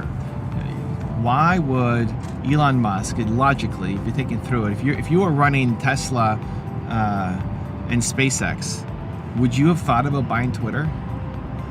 Would that enter the realm of possibility? This is the difference between small thinking and expansive thinking. Like in his world, it makes sense. And he wants to have a backup plan for the planet. Whenever I think I'm thinking big, Elon Musk is trying to have a backup plan for the entire planet. I realize I'm still thinking way too small. And the point of that is not to beat yourself down, like, oh, I'm not as big a thinker as Elon Musk, right? A lot of people say comparison is a thief of joy, and a lot of people will get off of social media because they're comparing themselves to others. I think comparison can be a fantastic tool. I think it can be amazing, because when you are running with people who only make you feel good about yourself but based off of their smaller accomplishments, then you stay stuck and you stay a big fish in a small pond. I think competition is amazing, but using it in a positive way, as opposed to looking at someone like Elon Musk and saying, oh, he's so much smarter than me, he thinks so much bigger than me, I suck, I'm never going to be able to do that. Look at it as hey, this is what's possible. There's not that big a gap between you and Elon Musk. It shows that it's possible that you could do it too. If he can do it, then you can do it. He came from South Africa and immigrated to Canada, then immigrated to the United States. He had a father who he calls a monster, who beat him. He had his friends bully him and push him downstairs at school. Like he had all sorts of pain and trauma and struggles in his early life, and if he can overcome that to get to where he's at, I see it as so can you. And I see the comparison as a opportunity that when you see somebody else do something, it makes you feel a lot more confident that you can do it too. And so just use it in a positive way instead of a negative way. So whenever I see someone like Elon Musk, it's a challenge to myself, and looking at him trying to buy Twitter, it's like, what should I be doing? You know, it's easy to get stuck in the same groove, but the groove can also be a rut in that you're getting slow growth and improving where it could be a lot more expansive. You could be having exponential growth if you change your environment to be around the people who have expansive thinking, right? So step one is just through content, through aspirational mentors is what I call them. An Elon Musk, a John Assaraf, a Oprah Winfrey, people who you may never meet, but you can still learn a heck of a lot from. Step two is to then try to go to some events that change up your environment, right? If we're a product of our environment, then if you're always stuck in the same habit, the same house, the same routine, the same environment, then it's going to constrict the thinking.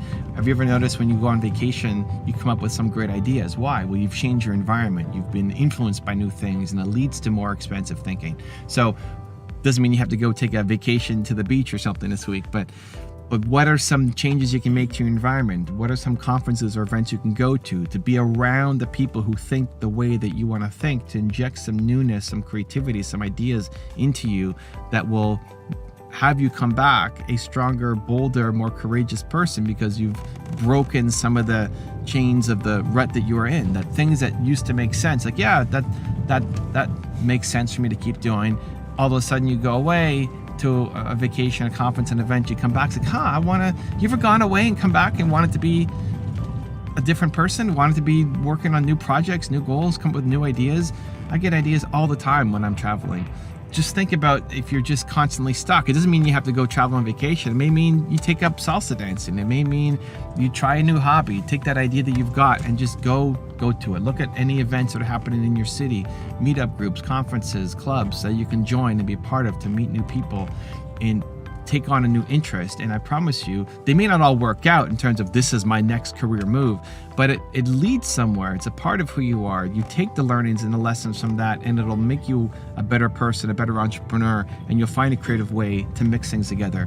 I think of Steve Jobs, who started Apple, who dropped out of university because he wasn't enjoying the classes, and he dropped in on calligraphy classes, drawing like text and letters for fonts, which made no sense. Like, why are you dropping out of this really practical school and material to then sit in on calligraphy? When are you ever going to use calligraphy? It made no sense, but he was interested in it. And what ended up happening was when he started the Apple and he created the Macintosh, it had the most fonts. It wasn't just boring computer fonts. There were a bunch of different fonts that he could use that people could then use in their word processing, etc. And it was the most beautiful computer at the time with unique fonts. Why? Well, because he pulled from his experience in his calligraphy classes. And how he describes it is you can't connect the dots looking forwards, only backwards. He didn't know going to the calligraphy class that, you know what, in 5 years, I'm going to start a company and I'm going to have beautiful fonts as a part of it. He was just interested in calligraphy. So he went to the class, not knowing how it ever working out, but trusting that the dots would at some point align in the future, right? So looking back, it makes sense. Oh, this and this and this all align to get me to where I'm at. But he wouldn't have known that unless he dropped out of school and dropped in on the calligraphy class. So it's changing the environments, being a part of new things. It's not just staying stuck in the same habits and same routines and same thing that you're doing constantly. And that will inject newness that will then allow you to be more creative and create amazing opportunities for your next goals. So step one is to be around aspirational mentors, to be around the people like an Elon Musk, Oprah Winfrey, etc., watching videos, content, interviews, podcasts, books that make you feel better, stronger, more courageous. Step two is to get out of your comfort zone and go to things, physical things, travel more, take on classes, say yes, go to conferences and events, just so that you expose yourself to new ideas and opportunities and come up with fresher ideas of what you could do with your life. And step three is to actually have humans in your life who you're around who make you want to push and do more and be better. And this means, hey, if you're hanging out with Elon Musk, amazing, that's awesome. You're probably not doing that, but who can you hang out with who are on the same similar path as you? And that's where I love groups like Movement Makers that I created for thought leaders. But if it's not Movement Makers, something else. But being around other people who are doing the thing, who believe in the same thing. If you're trying to run more, join a running club. You're trying to work out more, join a gym. If you want to be a thought leader, join Movement Makers. If you're join a club or a group where you can feel like you're not doing this alone, where you can talk to people about the journey that you're going on. Will they understand you and not look at you like you're some kind of alien, like your family or friends might? Like, what are you talking about? What are you getting into, right? Join relevant Discord groups, be a part of a community, because it's probably the biggest mistake I made early on in my life. I was doing everything all by myself. I had business partners, I guess, but I felt isolated, I felt alone. I didn't have friends, had nobody to talk to, and I really, really, really struggled. So find other people who are on this journey that you can do it with, because when you feel like you're doing it with other people and you're not alone, you'll be a lot more productive, a lot more effective, and have a lot more fun as well. Focus on one idea and make it work. Focus on one business model, focus on one revenue stream, focus on one social media network, and make it work. So many times we're focused on too many things, we're distracted, and our entrepreneur ADHD kicks in, and as a result, nothing happens for all the people who are telling you to have 13 different passive income streams, because if one goes away, you still have all these other 12. Most of the people who start off doing that make zero money from all of the passive income streams. You're making $10 a month, $4 a month, $7 a month, where instead, if you could focus on one thing and maximize it, and make it amazing and put your energy into it, you will see exponential results. I look at social media as an example, and I just finished this training where we did the 7-day Built to Serve challenge. It was amazing, had so many awesome new thought leaders come into the program. People have got a big message, want to serve, and one of the questions I kept getting asking is, how do I be on every social media platform? How do I be everywhere? How do I get started and just blow up everywhere? It's like, you don't, right? The answer is don't try to do that. If you are the person right now who is trying to be everywhere, look at your social media accounts. Chances are you're sucking everywhere. Chances are not you suck as a human, just the results aren't there. The effort's not there, the energy's not there, because you're so forcing yourself to just get out there and create content and be on all the platforms that you also have a million other things that you have to do. And so as a result, you're creating really mediocre content that people aren't interacting with. And if people don't like what you're putting out, it's not going to lead to results for your business. And so much better. It doesn't mean that you can't be there, It doesn't mean that at some point you can't be there. That as you build your brand and you get bigger and you hire a team and you have more money, that you can start to do this. But much better at the beginning is to figure out, what is the one platform? What is the one revenue stream? What is the one business model? The one thing that if I focus on that thing, it's going to lead to results, so then I can scale. Entrepreneurs have a hard time with this because we want to do so many things. We have our ADD brain going on, and we don't want to just do one thing. We also feel like it is limiting for what we want to do, right? If you have a big vision, a big mission, a giant goal for what you want to accomplish, doing just this one little piece of it feels too small. The way that I would structure it and think about it is, this is just a sequence. You still get to do everything. You still get to do it all. You just have to go in order. You have to create a sequence that the thing that you need to focus on at the beginning of your business, whether it's your revenue stream, whether it's a social media success, whatever it is, what you have to figure out is, how do I start to, as soon as possible, get a sustainable business for myself so that I can quit my job, if you have one, so that I can bring income in for myself and my family, so I can start to afford to hire a team, even if it's part-time or one person, so you can scale up your company, so that I can then go off and do all the other things. Because some of your ideas are amazing and huge and require more people and time and effort and energy. And some of the ideas can get started a lot faster.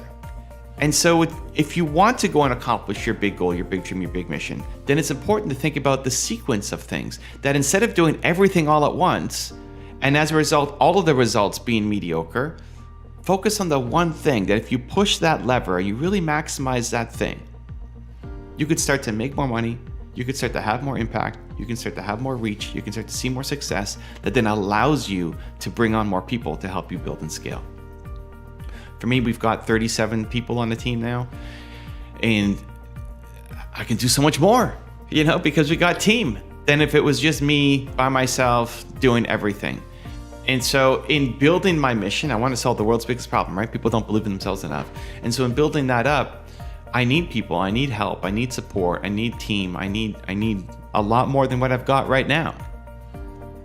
But in being able to build a business that can bring in money, then I can afford to hire a team that helps me accomplish a lot more things and take on a lot more projects. But if I was at the very beginning of what I was doing right now, I would not be doing most of the things that I'm doing right now. I'd still be accomplishing and going after the same mission, but I'd have to pick one thing to focus on. Pick the one thing at the beginning that I think I could make some money doing this, so that I can live, I can pay, rent, mortgage, I can pay my internet bills, I can pay for some food, not living, a fancy life, but just being able to live and survive so I don't have to have a job. And then I would start thinking, okay, how do I then scale this one thing that I'm working on to build up to the point where I can remove myself, or at least take some of the pieces off, so that I can hire a team to help build and scale and grow. If I look back at my YouTube journey here, I did everything at the beginning. I filmed it, I researched it, I edited it, I did all of it. And it took a crazy amount of time, and I made a lot of mistakes, and I did a lot of stuff that I probably shouldn't have done. And just by focusing on that thing and making content and creating videos, it then allowed me to make a little bit of money that then I could hire my first part-time editor, that then turned into a full-time editor, that turned into a second editor and a research person, that turned into someone helping with the thumbnails and the graphics. And it continues to build up and scale for like everything I was doing myself in a mediocre way, but getting it done to then be able to scale out a team. And so most people are just stuck doing too many things. You're stuck, look at what you're doing on a day-to-day basis. Look at your calendar. You have a limited amount of time, right? You have a limited amount of time. There's only so much you can do in a day, in a week. You have other responsibilities. Maybe you have a job. Maybe you have family, kids, health that you have to look after. There's a certain amount of time that you have that you can dedicate to this thing. That time needs to go into the right efforts. And again, it's great to have that big mission and big goal and big dream. But if you have a limited amount of time every day or every week, and you are trying to create 13 passive income streams with that limited amount of time, no one of the streams ever gets enough energy, enough effort, enough of your mind space, enough of your creativity, enough of your love to ever become anything. And so you're diversifying way too quickly. You're diversifying way too soon. And apply that for anything that you're working on. Apply that to your business and the opportunities that you're chasing, the partnerships that you're looking at, the things that you're saying yes to, the social media networks that you're trying to be on. Do yourself a favor. Don't try to be everywhere. Not yet, right? Just understand there's a sequence to things. And you can make it so much easier for yourself to have more impact, to make more money, to have a bigger influence, to be more proud of yourself, to start getting more success and more results and more momentum. So much easier if you just sequence it out, so that you don't have to do everything all at once, You don't have to feel the handcuffs and the restriction of saying, well, I don't want to do this one thing for the rest of my life. This is where it gets, entrepreneur ADE kicks in, right? And we don't want to be locked in. I don't want to do the same thing forever. Well, you won't do it forever. That's not the point. The point is not to do this one thing forever. That if you took these 10 opportunities in front of you, you could do all 10. You could do all 10. Just not all 10 at the same time. Because if you do all 10 at the same time, none of them are going to work out. And often it's a smaller opportunity that can pay you more quickly, that can start to build the momentum for you. So if you have your list of your 10 opportunities in front of you, 10 things that you could do, great. Look at what order should I go in so that I can start making money and start building momentum. One last quick example. I look at a lot of thought leaders, a lot of people who have a message, a lot of people want to be speakers and authors and coaches and influencers, and they've got big goals and big ambitions for what they want to create. When I'm helping someone like that, usually the first option is coaching. The best thing to do at the beginning is coaching. So we're going to dive into one specific business model, right? If you can look at, let's say, be a speaker, getting brand deals as an influencer, writing a book, and coaching.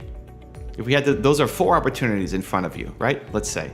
So what did I say? Being a speaker, getting paid to speak, getting paid to do brand deals, getting paid to be an author and selling books, even selling courses, your own materials and training and etc., and coaching. Those are 4 or 5 different business models that you can go through. Perfect. At the beginning, which one is the best? What should you focus on? It should be coaching. Why? People don't like the idea of coaching because you're trading your time for money, right? I don't want to trade my time for money. Okay. Well, what are you doing right now? You're at a job? Because if you're at a job, you're trading your time for money. If you have unlimited time to figure stuff out and you have a giant bank account, then you could do something different. But if you need to start to make money to build this thing up, then yes, you're trading your time for money, but it's a faster path to get you out of your job and into your business full time. Where everything else takes a lot more time. Speaking takes an incredible amount of time. If you want to be a paid speaker and get paid enough that it's actually meaningful, it takes a lot of time for you to get good at the skill, as well as for you to build up momentum and a name in the industry. You have to do a lot of free speaking gigs before you ever get paid to do it. So if you have a horizon of years, awesome. But I'd rather you start getting paid immediately while we work on the speaking career. You want to be an author and get paid to have a book? Cool. You can go and self-publish a book right now if you wanted to. You can get it out. You'll make, you can sell it to your friends and family, your audience. You'll make a few bucks, but it's not going to be anything meaningful. To get a paid deal or to have a significant, even if you're going self-publishing, to make a lot of money off your book, you have to have a big audience. To get the deal with a publisher, they want you to have at least 100,000 followers. That's like your starting point to get in. So is that achievable? Of course. But now we're looking at years as a horizon as opposed to like this has to happen right away. So you're not getting paid right now off of your book. So if you're sitting there thinking, writing a book, creating a great manuscript, creating a great how-to guide, it's not going to be the thing that helps get you any kind of money anytime soon. And I want you to get paid because most people quit too soon on their ideas, or they're trying to do a million different things at once, right? If you're trying to create a course, same thing. You have to build up enough momentum. You spend so much time making a course, creating the content, filming videos, or writing instruction manuals, or creating the PDFs, or whatever your course structure is. It takes so long to make the course, and then you have to go and market the course, and people don't know who you are yet. You don't have a brand yet. So could it work? Absolutely. Will it pay you more than coaching? Yes, absolutely. Most likely. It's way more easy to leverage that than coaching. But again, the timeline is so long, and most people quit too soon on it. Where if you were coaching, you can make money right away. As long as you have something that can actually help people, right? If you're good at what you do, you know how to solve somebody's problem, you can make money as a coach right away. And yes, you're trading your time for money, but it's better than having a job. And it also gets you closer to your customers. At the very beginning, I'm a much bigger fan of selling a service than a product, because it gets you closer to your customers. You get to know their problems, you know their issues, you know what exactly they're struggling with, and you can help them solve it, which allows you to create a better book, a better course, a better product, because you've worked with enough people through the problem. And so most entrepreneurs fall into the category, I want to do all of it. Great, I want to be a speaker, I want to be an author, I want to create my course, I want to create my book, I want to be a coach, I want to do all of it. Awesome. You have a limited amount of time every week. To work on all 5 of those things at the same time means there's very little progress. If that's you and you've been writing your book, how long have you been writing your book for? Like, when is it going to come out? What year? How many speaking gigs have you done in the past 3 months? Right? How much time has gone into your course? It's like we start and stop because we're tackling so many different things, because you want to do it all and you want to have income streams coming in like crazy. And there's nothing wrong with that. It's amazing. But there's a sequence. There's an order that if you can, as soon as possible, inside of your purpose, start to make money, start to build momentum, start to be able to bring on team to help you, it's so much easier. You can go so much further. You can go so much faster. You can have so much less stress. You can have such a big impact that you just need to focus. You just need to focus. It's all possible. Your big dreams are possible. Go in order, figure out the sequence that will start to get you paid, and focus. Honestly, I think we're all thinking small. You're thinking small, I'm thinking small, we're all thinking small compared to what we're capable of. And I think we've been conditioned to think small. We've been conditioned by our upbringing, our family, our parents, our guidance counselors, our teachers, we've just been conditioned to think small because we're learning about life from people who also never thought big. And so because we are products of our environment, we have conditioned ourselves to think the same way as the people in our environment. And if you're not happy with your environment and your environment is not around big people who've done amazing things or thinking big, then you will stay stuck thinking small as well. What I love about Naveen Jain is that he thinks big. You know, the first time I found his content, there were 3 people who I get recommended all the time. You should do a top 10 on this person. You should do an espresso on this person. You should profile this person. And there were 3 people who, for the first time, upon first consumption of their content, really blew me away. One was Denzel Washington. If you have not seen Denzel Washington, you should go watch his top 10. His backup plan for his life was being a minister, and he is a fire presenter. A lot of times when we do actors, it's really hard to get anything good out of the interviews that they're doing.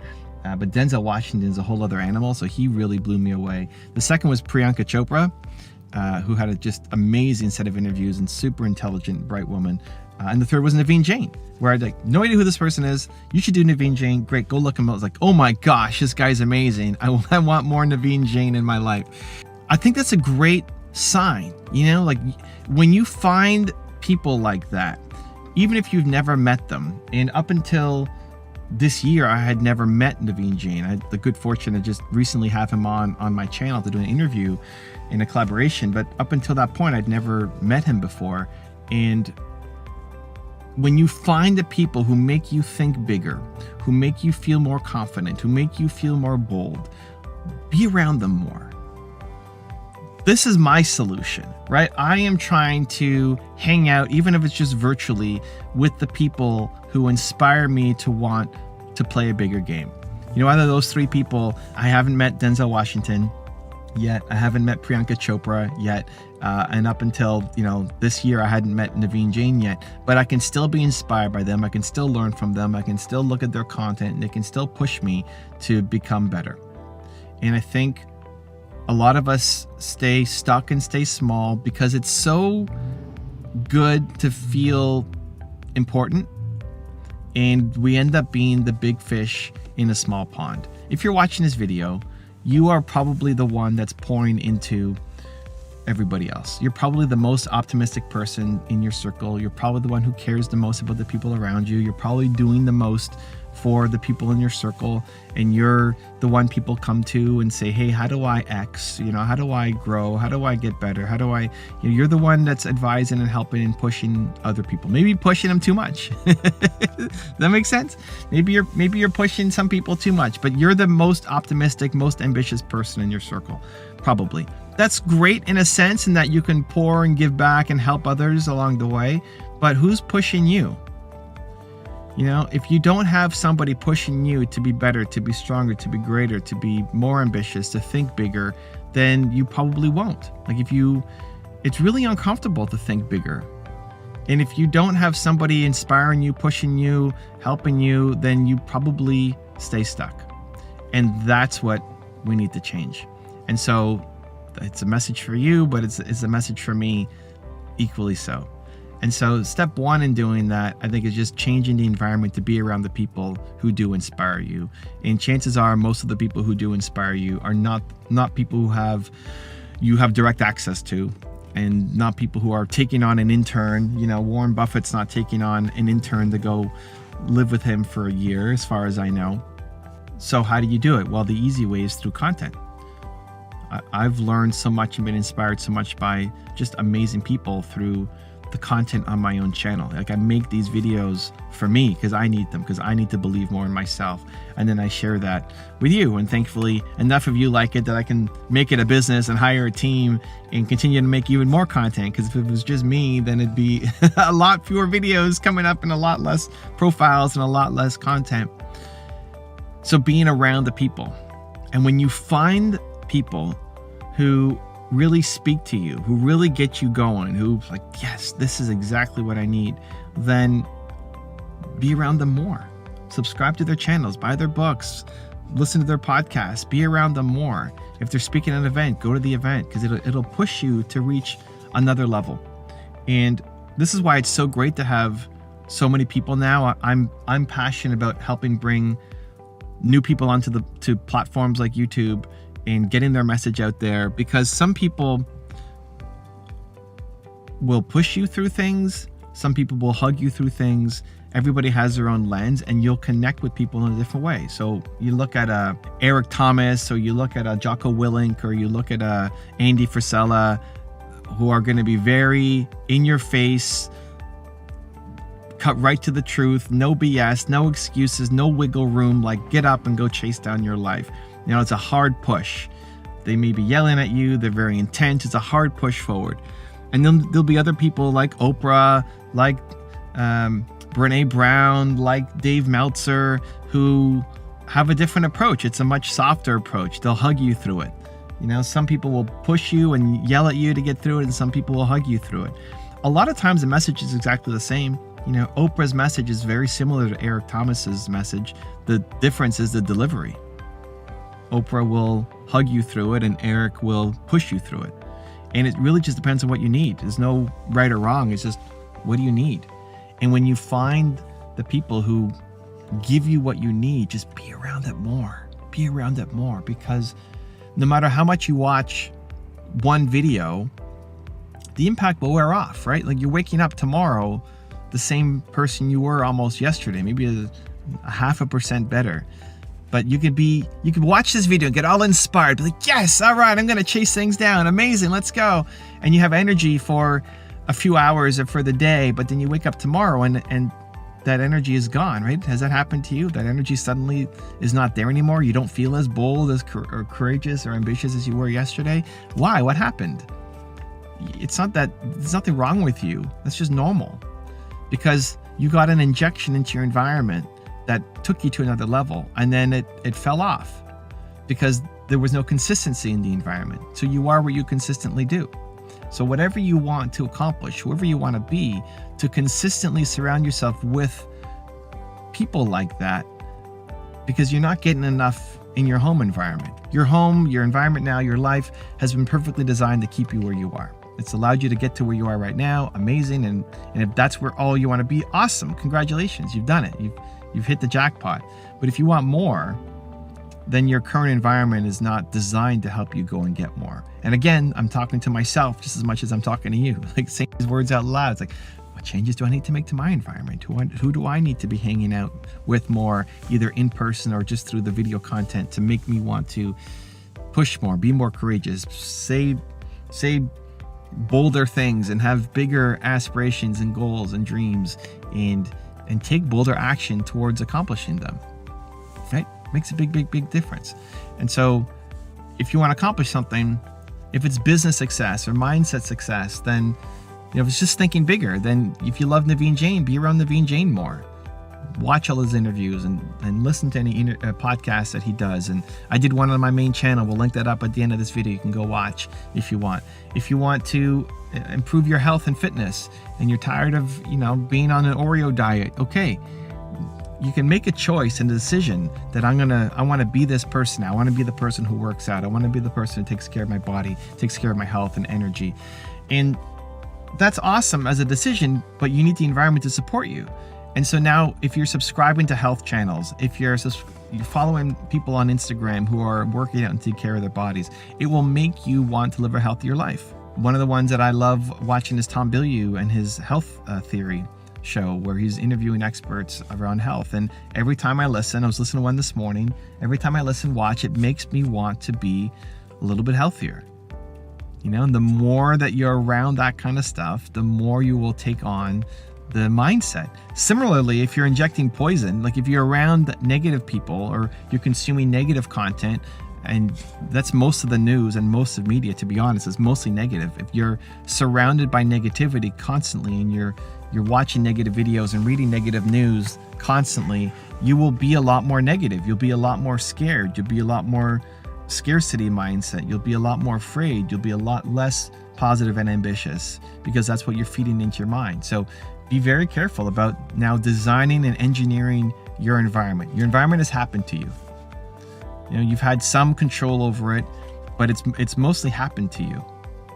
And now you can, with intent, change it to be more positive. If you had to ask yourself, if I wanted to surround myself with the most positive, encouraging, inspiring people who will make me more courageous, bold, and ambitious, who would those people be? What would that environment look like? And then make a choice. Change it. Change who you subscribe to. Change what you're listening and watching. Unsubscribe from all the channels that make you feel worse about yourself. Change your physical environment. What clothes are you wearing? What do you put on the wall around you? What's your background on your cell phone and on your computer? You start to change it. And when you change your environment, it'll force the change in your habits, in your mindset, and in your thinking. Your environment is keeping you where you are. Your environment has been perfectly designed to keep you exactly where you are right now. The people you listen to, the media that you consume, the habits that you do daily, all of them are designed to keep you exactly where you are. So if you want to raise your game, if you want to raise your life, you need to raise your environment. I've changed a lot over the course of having this YouTube channel. The people who've known me the best and the longest, especially in the past 2 to 3 years, have said, Evan, you've changed a lot. For the better, you've evolved, you're more confident, you have more poise, you're a better speaker, you're pushing the boundaries more, you've changed. What happened? How do I get that for myself, right? People want it. Whenever you are off growing and learning and evolving, other people, they want it. They want a taste of it. They want to do it too, because we are not designed to just photocopy our lives over and over and over again.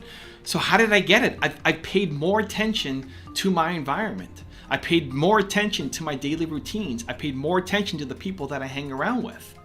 It's important.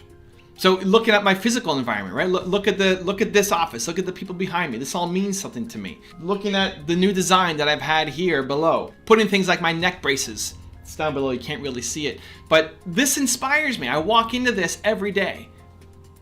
My YouTube videos, the channel, I create for myself.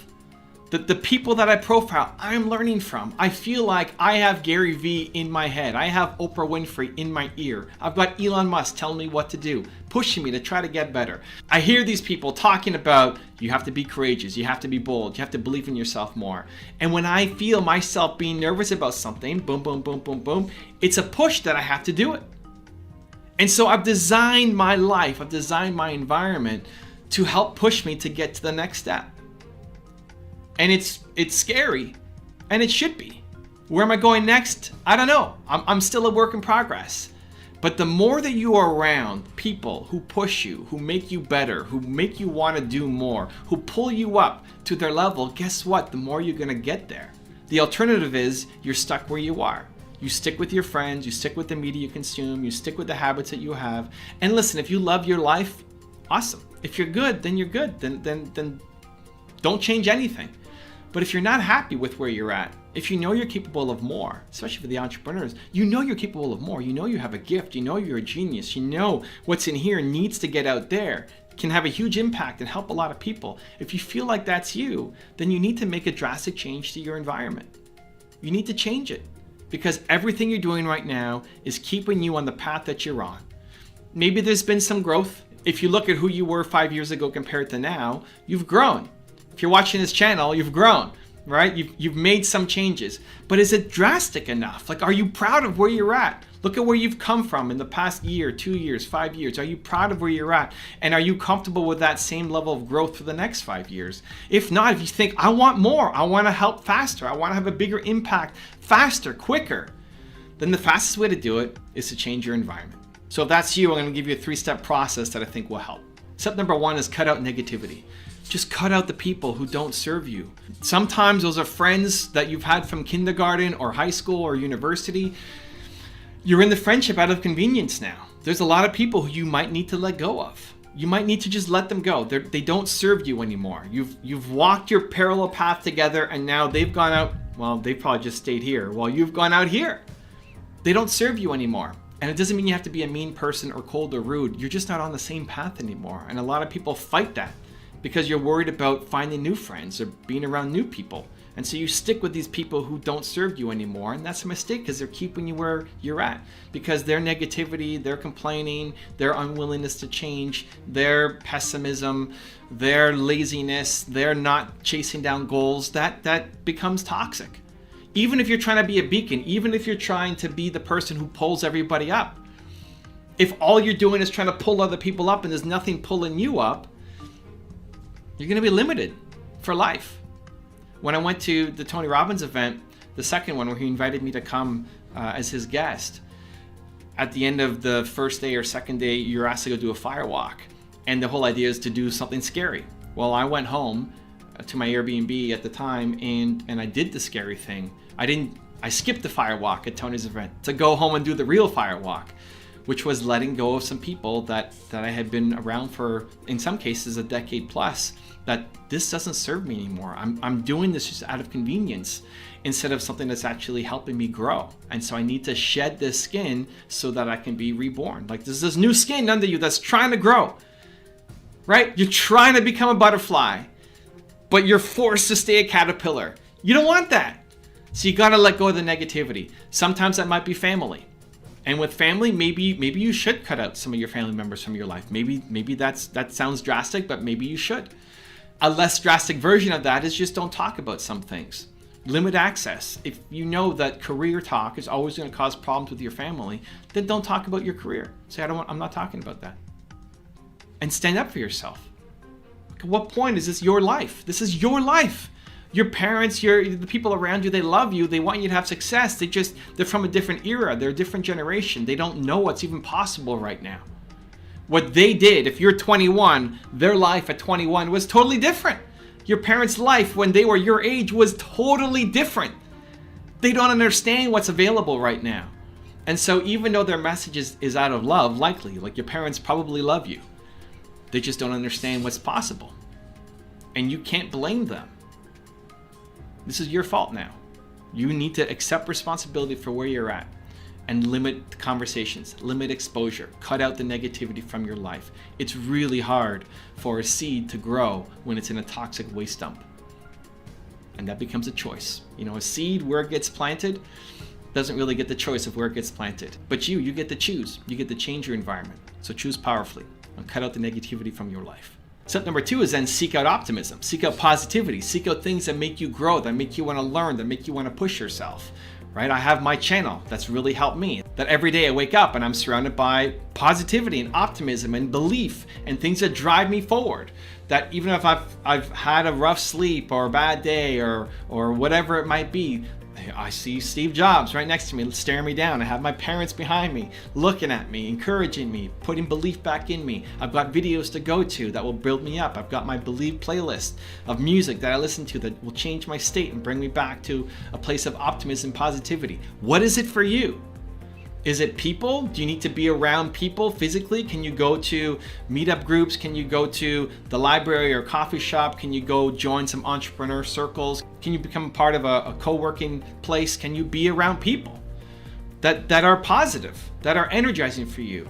Or can it be your physical environment, right? Or can it be your habits and your routines? Or can it be the media you consume? What are you consuming? What are you watching on TV or on Netflix? Is it entertainment? Are you just shutting off your life to try to forget about your problems and just be entertained? Or are you trying to educate yourself to build a better life? This is one of the fundamental problems in the world right now. People, they have problems. You have problems. Most people choose entertainment as a way to forget about their problems instead of education as a way to make their problems better. Do you want to shut off the world and laugh at somebody else's expense and watch Big Brother and see, man, that person's life sucks? Or do you want to go build a better life for yourself? Most people don't want to do the work to actually build a better life. I hope that you do, because that's how you actually end up being happy. Do you want to numb it with drugs, or do you actually want to build a better life for yourself? And then step number 3 is schedule for success. Schedule for success. So what are your daily habits? What's in your calendar? What is the thing that makes you feel bold, alive, contagious, optimism? What's the thing? For me, it's watching videos. For me, it's going through my 5S schedule. So I start the day with singing, where I have videos that are on YouTube that they're songs that make me want to sing, make me want to dance, make me want to move. It's the fastest way to change your state. I wake up tired and maybe low energy, and then I put on music and it changes my state and makes me happy. Do that for yourself. Don't put on music that matches your current mood. Put on music that matches the mood that you want to feel like. And it's the fastest way to just, in a snap, be able to change yourself. We all have music that makes you bounce and come alive. Start your day with that, right? That's part of mine. So singing, then sun. I like getting sun, going outside, being in nature, just having sun on my face, not just being stuck inside all day. Especially in the morning, makes a big difference. My third S is soar. So I want to do something that makes me feel bold and come alive. And for me, I don't have my phone here, but for me, I share a message. I want to share a message. I want to feel like the work that I do has meaning and importance. So I think about somebody that I helped yesterday, and then I share a message on Instagram and Snapchat and put it up. That helps me soar. What do you need for yourself? Then I sweat. So I'll do a quick workout, and then I do something to scare myself. Right now it's doing cold shower. So I sweat, and then I take a cold shower, and then it's like, oh, and I do difficult things. That's my morning routine, right? I call it the 5.5 S rule, because some days I'll start with a snuggle with my wife in bed. So we're seeing if that's going to become like a 6S protocol, but at least it's 5.5 right now. That's what makes me come alive. You might need something totally different. I'm okay with that. That's amazing. Maybe you need to meditate. Maybe you need to pray. Maybe you need to pet your cat. What is the thing that you need to do to make you feel bold and alive?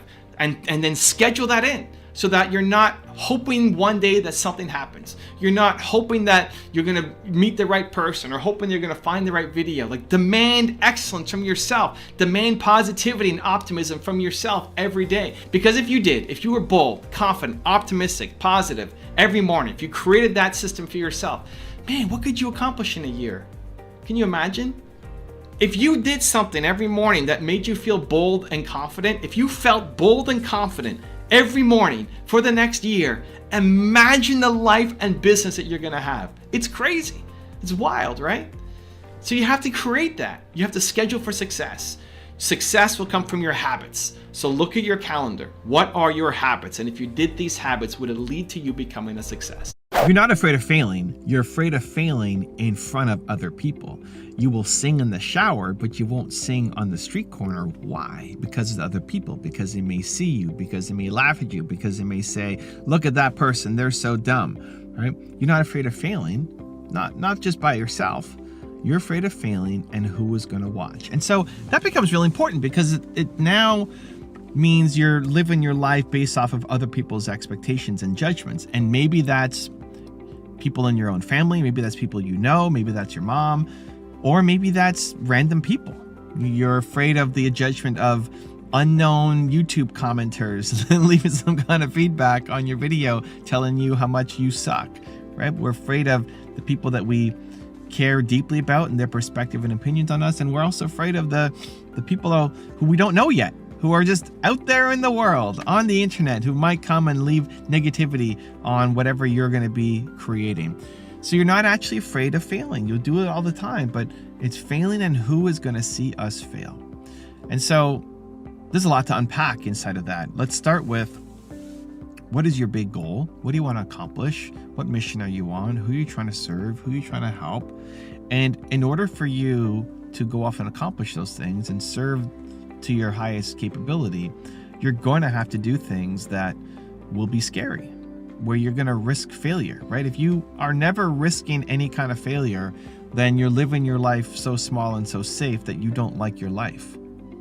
If there's nothing in your calendar in the next month that you are excited by, that your heart's getting, you're scared, right? You're nervous, right? You're like, oh my gosh, that thing's happening. If there's nothing in your calendar that's like that, you don't like your life. That's honestly most people. You're just photocopying your same life over and over and over and over and over again. That's what most people wake up and do. I'm sitting here in the Costco parking lot, right? Like most people, you just wake up and you're photocopying the same day you had yesterday and last week and last year. And that's not a life. So you have to be willing to risk some kind of failure, which would potentially risk how other people see you and judge you. I used to not be able to record videos like this. I remember the first video I ever recorded in public was I was walking down the street at my old house, and I was challenged by my agent. He said, you have to record videos in public. Like, Steve, make videos in public? Are you crazy? I can barely make videos at home. I'm going to now make them in public? He's like, you have to do it. Like, okay, great. So I'm walking down the street carrying my big video camera at the time, and I made sure I picked a really quiet section of the street where nobody was usually outside, because it made me feel like I was recording the video and doing the task, but there was nobody around, so I wasn't really doing the task. And I remember there was a male woman who was dropping off mail, and as soon as I saw her and I felt like I was in auditory range of her, then I pulled the camera down, and then as I passed her, I started filming again. It's like, I did the assignment, Steve. Look, I filmed outside. I didn't really do the assignment. Why? Because I'm afraid of a male woman's opinion of me. Like, she doesn't even care about me. She's living her life, doing her thing. And so something like this, now I'm sitting here in a parking lot filming, and people are walking by, and some people are watching, like, what's this guy doing? You just keep going. You just keep making, because fear of other people's judgments cannot be a good enough reason for you to play small. Not anymore. Not if you want to do great things. Most of the people judging you don't like their own lives, and any judgment they have of you is just a reflection of self. So there's a couple of hacks that I've used to be able to get through it that might serve you. Number one is studying successful people. And anytime you study successful people, you find out that they failed along the way to their success. A lot of times you may just see on the surface just their accomplishments and list of what they've done and all that, and it can feel imposing. You know, how are they so perfect and I suck and I have all these fears and insecurities? But if you look deeper into their story and maybe watch some of their interviews or videos, you'll see that they struggled a lot and they had multiple failures on their path to success. And I used to, before my channel came out, I used to read stories of different famous entrepreneurs and how they got started, and, you know, the kind of 0 to 1 story, because it made me feel like it was possible. That looking at Warren Buffett now is crazy. You know, it's like he's done so much, you can't relate. But how did he go from 0 to 1? And what did he struggle with? And where did he fail? That was inspiring to say, hey, okay, if he could get through that, now me, decades later, with a lot more opportunity and technology and resources, and I could do that. You know, I could do something similar. So that inspired me to get out of my cocoon and to be around people who are doing amazing things. Inspired me to want to go off and do more. It's also why I make videos like this, so that you can learn from Warren Buffett and all the people that we profile. Yeah, because I think the more that you're around that, the more you'll win. I don't know Warren Buffett personally, You probably don't. Maybe you do. Maybe you can text him and ask for advice. I can't, not yet. But I can watch his videos and I can learn from him and I can get better and I can improve myself by being around him. And the more that I watch his videos, the more I can think like him just a little bit. And that's important because that shifts you forward. So being around more successful people will shift you towards success, even if they are virtual through a computer screen, through videos, podcasts, books, etc.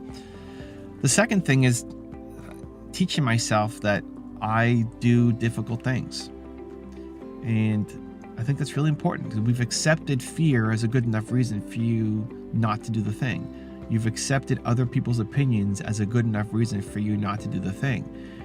My trigger words, I call them play bigger triggers. You come up with the triggers that will allow you to play bigger. So if I say scary, difficult, or hard, then I go off and do it because I want to be the person who does the things that are scary, difficult, or hard to myself. And that's why I still make videos. That's why I'll write books and speak on stage. I find all of those things incredibly scary, difficult, and hard. So what is it for you? And when you can stop accepting scary, difficult, or hard as a good enough reason, like I want to do it, but I'm scared. Okay, well, that's not a good enough reason. You've already you've pre-decided that that's not a good enough reason, so you have to go off and do the thing. So scary, difficult, hard. You say it, you write it, you think it, you tell somebody else it. As long as that is the reason for you to put the brakes on your life, it's not a good enough reason anymore. There has to be something stronger than scary, difficult, or hard. Otherwise, you have to go and take action. And you start to teach yourself that you are the kind of person who takes on things that are scary, difficult, and hard. So number one was being around successful people and study them and learn from them and get mentorship from them, even if it's just through a video. Number two is that you do difficult things. And then number three is focus on service. And if you understand that the thing that you're afraid to do is not just for you, it's for other people, right? If you're an entrepreneur, you're trying to create a business, it's not just for you. There's selfish goals of I want to make money and provide for my family and live a great life, etc. But above that needs to be service and helping others, that you're creating something that's going to bring value to other people, that it's not just about you making money, but you're providing a real service, something really valuable to other people that's going to make their life better. If I'm making videos, it's not just about me and numbers on the channel, it's about you. And hopefully for one of you watching this video, it has a big impact today. When I speak on stage or write the books, it's not about me, it's about who I can help serve. And whenever you can deeply connect to who you can help serve, at least for me, it gives me the courage to go off and do the thing. If I'm terrified to speak on stage, I'll often look behind the curtain at the audience and I'll try to find a couple people. It's like, I'm doing it for that person, I'm doing it for him, I'm doing it for her. I've got a message that I can share that can help them. And that gives me the confidence and the courage to go do the thing, because we'll show up for other people more than we'll show up for ourselves. And so when you can tie what you're doing to other people, to value, to service, to helping them, it'll give you more confidence and courage to go off and do the thing that you need to do. And so I call that the push and the hug. So the I do difficult things, I do scary things is the push. Like, get out there and do this, Carmichael, let's go. And the service is the hug. Like, hey, I'm not doing this just for me, I'm doing it for all the people out there as well. And some days you need more of the hug, some days you need more of the push. And you just lean in on what you feel you need most. You know, there's some days when pushing yourself harder is not the answer, you need a hug. And there are some days where hugging yourself more is not the answer, you need the push. And so having the self-awareness to know, okay, I need the push right now, or I need the hug right now, and then going off and doing that will give you the momentum that you need. Failure is going to happen. And the biggest failure, again, is the fear of other people seeing you fail. And as long as you live your life by the expectations of other people, you will live small forever. And if you can flip it to say, I'm doing this to help others. I'm doing this because I want to live a great life. And I'm doing this because I do difficult things. When you can make that shift happen, you start to accomplish your goals. People aren't afraid of failing. You're afraid of failing in front of other people. You'll sing in the shower, but you won't sing on the street corner. You'll record a video, but you'll never release it. You'll be your own biggest critic, but you won't at the same time also be your own biggest fan. That needs to change, starting today. So my biggest fear is disappointing people.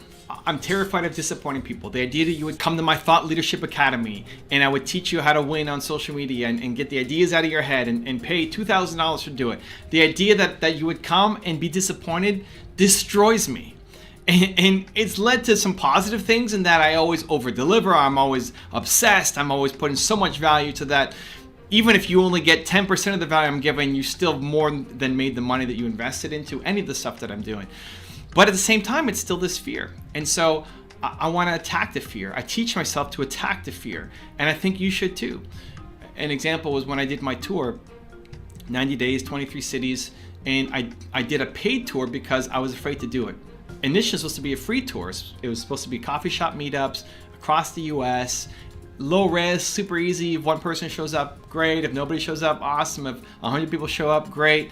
There's no risk, right? It's free. You come, don't come, whatever. And my agent said that's playing it small. You got to charge for the event. And my first reaction was, oh my God, I can't charge for this event, right? Like, choking up because I'm afraid that if I start charging for it, then I need to bring so much more value.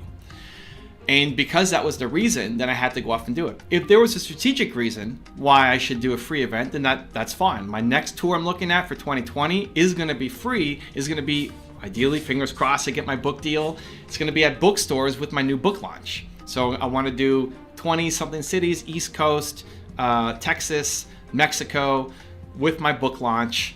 And it's free to come. Hopefully you buy a book, but it's not required, but it's free to come out because it's going to be supporting the book launch. That's a strategic reason why I should be free.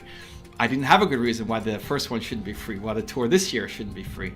And so I had to do it. I had to step into the fear. You have to step into the fear and do it because you need to attack the thing that you're afraid of, especially when it's related to other people, right? I'm not afraid of failing. I'm afraid of failing in front of other people. Right? I can suck all day here in the office, but I don't want to suck in front of somebody else. I don't want to make people feel like whether they're spending $50 to come and see me that was on tour or $2,000 to come see me at my Thought Leadership Academy here. I don't want people to feel disappointed. And because I feel that way, I need to step into it. And I try to teach myself, attack it, attack it, attack it. If there's no good strategic reason why, then I have to do it because otherwise I'm playing small. And even just attacking it for the sake of attacking it is good. Even if it doesn't lead to a positive result for your business, it's good because you're building strength, because you're pushing your comfort zone, because you're getting better, because you're growing. That's worth something. That's a ton of value. Because if you can conquer your fear of doing this one thing, that translates to every area of your life. If you teach yourself to have more courage, that translates everywhere. So maybe you're afraid of, if you're on a cruise ship and they bring up couples and they do a game show, you're afraid of what might happen on that game. Do it. How does that make you a better entrepreneur? It makes you 1,000 times better as an entrepreneur. Because that's the same fear that you face in your business. That fear of going on that game show on the cruise ship, that fear of taking your phone and recording a video in public on the street. These fears that seem like nothing, they show up everywhere in your life. They show up everywhere in your business. And so learning to tackle them, especially in low stakes, starts building the muscle. Who cares if you fail on a street corner making a video? Great, go do it. If that is scaring you right now, do it. Teach yourself. You do it. You have courage. You do scary things. You come out on the other side. You'll come out with more strength, and then you'll start seeing things happen in your business. You'll have more courage. You'll have more boldness. You'll be more willing to do things, and then your business starts taking off. You have to lose the fear of failing in front of other people. I'm going to give you 3 ways on how to do it. Step number 1 is embrace your bold ideas. I'm a big believer that when you have these moments of boldness, maybe it's happening right now, maybe you're feeling bold right now watching the video, amazing. You have these moments of boldness. We have moments of boldness. I don't think people are bold all day long, right? And if you are, then you have moments of even greater boldness. You have these moments, these spikes, these hits, right? You go to an event, I look at people come to my Thought Leadership Academy. They have these huge moments of boldness, right? And then you fall back down. And that's normal. You're watching a movie, you get inspired, you fall back down. You have a conversation, you get inspired, you fall back down. The decisions that you make in the moments of boldness, I believe, are the right ones for you. Those are the decisions you have to follow through on and embrace. And then your head talks you down from them. The head brings you back down to playing small. And so when you're feeling bold, what have you come up with? I want to go do X. You have to go do it. You have to start building momentum. You have to start committing to some other people. Embrace the bold ideas. Recognize that those aren't the crazy ideas. Those crazy ideas that come up when you're feeling bold are not crazy. Those are actually the best ones for you. You're just buried under a pile of garbage of limited beliefs on top of you. Those are the things you have to go chase down. And when it gets hard, when it gets difficult, when you want to quit, remind yourself, this idea came to me when I was feeling bold. I have to do it because I do bold things. You teach yourself. Step number 2 is expect to suck. This is where it gets super liberating. Expect to suck. The first time you do anything, expect to suck. Why do you expect to be great the first time out? Why do you expect your first video that you make to be great? It's not.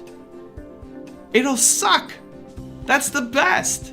It should suck, right? If you are amazing at making your first video, then you should have started making videos 4 years ago. I believe that. You waited too long. Your first at anything should be terrible. It doesn't mean that you suck. I think you're amazing. You're a genius. You're Michael Jordan. You're the best of all time. It's something.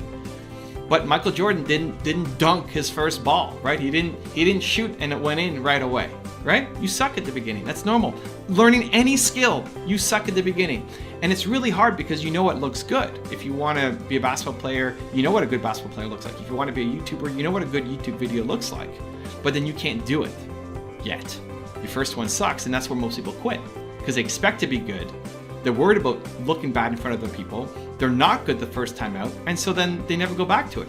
And this is what happens when people are growing up. You fail all the time. It's normal. It's okay. You fall down. Awesome. You get back up. You keep going. And then we stop trying. As adults, how often are you trying new things? How often are you willing to risk failure, to risk losing, to risk looking like a fool? You don't want to. And so you're not trying as much anymore. And you never find the thing that you could be Michael Jordan at. You never find it. And you get stuck in some life and some job that you hate forever. That's most people. I don't want that to be you. You need to try more. You need to explore more. You need to expect to suck. The first 18 times of doing something, you may suck. Amazing. Keep going. The most important thing is, are you liking it? Do you like the process? Successful people love the process. I love making videos. I like this process. This fires me up. I'm just sitting here by myself in my office, talking to a camera. I love it. This is great. I love it. For other people, they may hate it. Amazing. Don't do that. Go do something else. Go build little Timo toys, right? Awesome. Whoever made this. Who made this? Design in California. Oh, they didn't even give them credit. All right. Design in California. Right? Go make toys. Go do something. Go do the thing that you love. Expect to suck, but if you love the process of it, you will get better.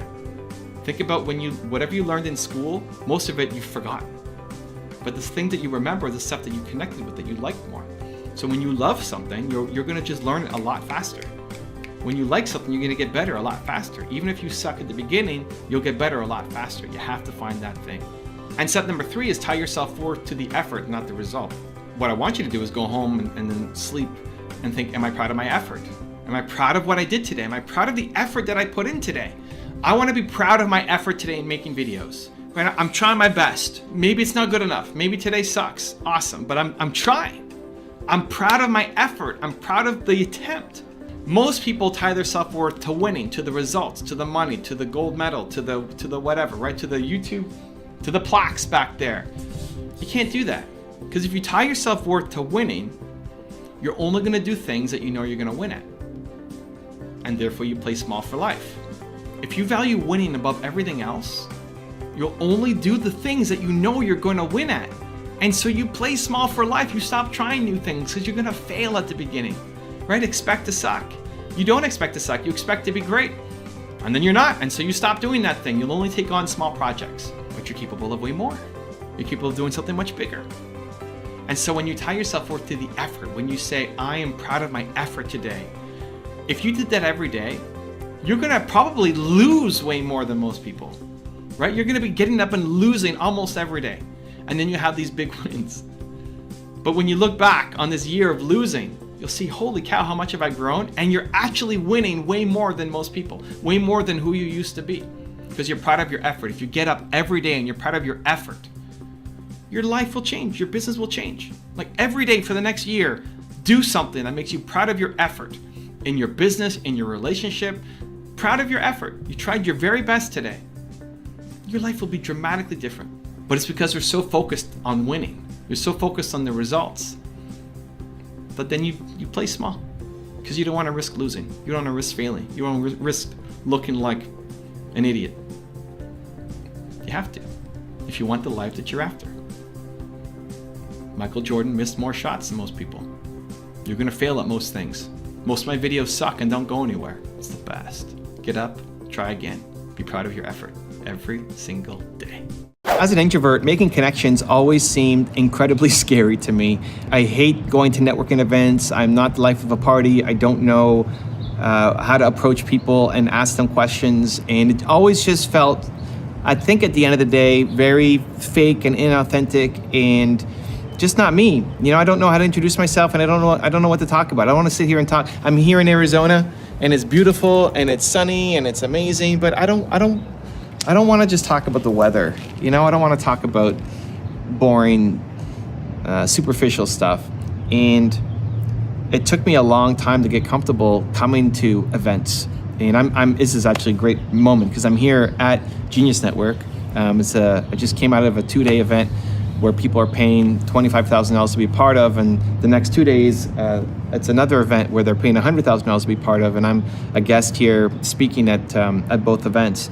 And I would have never, like younger Evan would have never come to something like this, because not that it's not valuable, just I would have been too afraid to network and to ask for help and to introduce myself and all of those things.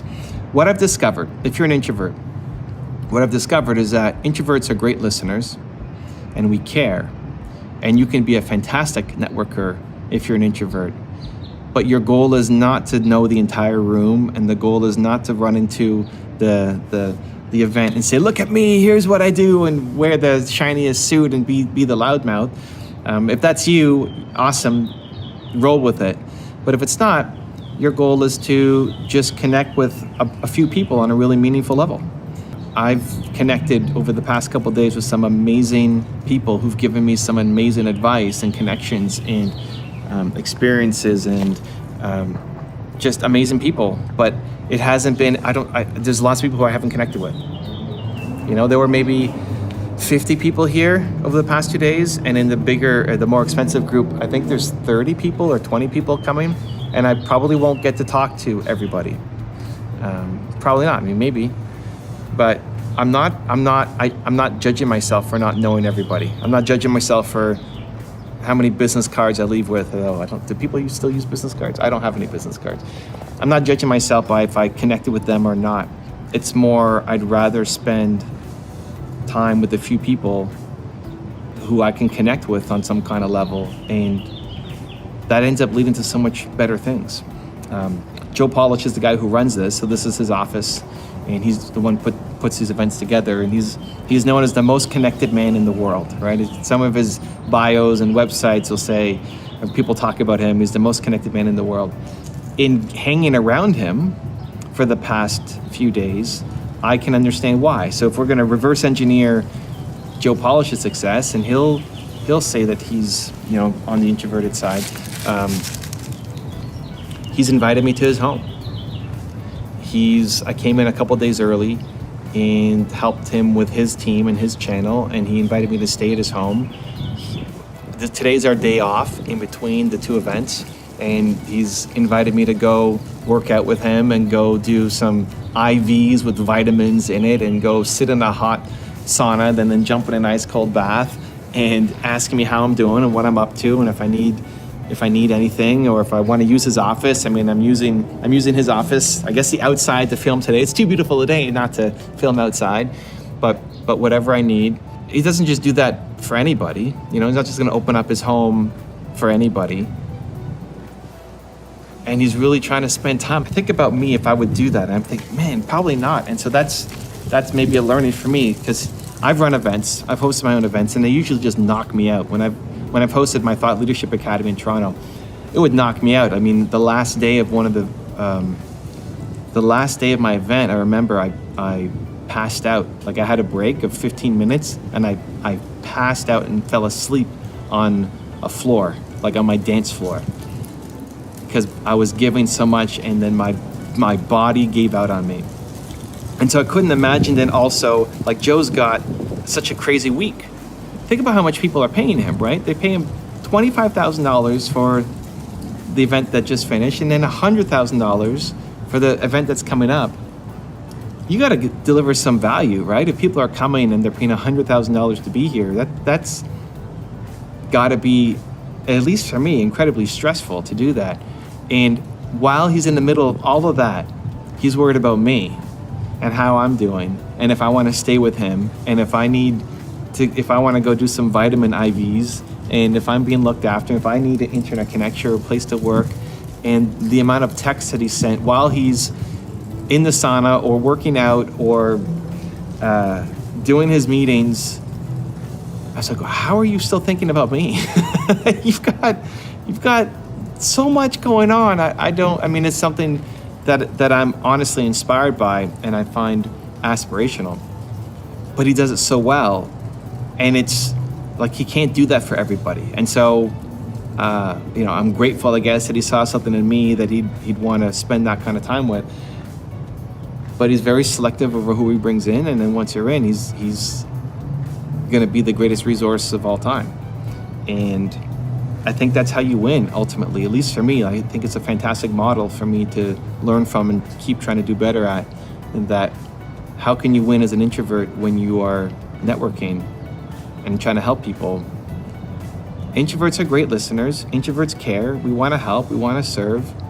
And we can't do it for everybody, because if we let too many people in, then we have no energy for ourselves. And recognize that that's how that's your secret superpower. That's your superpower. Your superpower, my superpower, is to find just a few people at every place you go to. Your goal is not to meet the whole event. It's meet a few people and figure out how you can help them and genuinely help them, like genuinely serve them, not just, if I help them do this and they're gonna help me do that, right? Don't approach it as a transaction. I think introverts are great at this, right? It's not a transaction. We value relationships, but are too afraid to go up and say hi to people and don't like the fluffy talk. So just make it a goal to find a few people and be of service, and great things happen. One of the things I've taken away and just reinforced from the past couple of days is great things happen to me. And I'm actually becoming less of a goal person. Like, where do you want to be next year? I have no idea, because great things happen to me. Because if you keep pouring into other people and keep bringing value and keep helping, great things will happen to you that you never thought of, that you never thought would exist, and yet here they are now showing up in your life. And so a challenge for you would be to think about whether it's the next event you're going to, or even just some people in your network. Like, who do you already know? Who are good people? Be in the business of collecting good people. Like, who do you already know who's a good person, who you want to serve and help on a deeper level, and just find a way to reach out and help them. Be of service. I make a list of the top kind of 100 people that I want to stay in touch with, because I'll forget to stay in touch. I'm too present-minded focused. But if I haven't stayed in touch with them in the past 90 days, I'll find some way to help, whether it's sharing something on social, whether it's making a video, giving them some YouTube advice, just connecting, asking how it can be a resource. I schedule in the ongoing connection because these people have helped me a lot, and I want to continue to help them. And if you just go in strategy, continue to help successful people will lead to you having more success, because they will find ways to come back and help you. You're almost guilting them to do it. Even better is to not even be as strategic about it.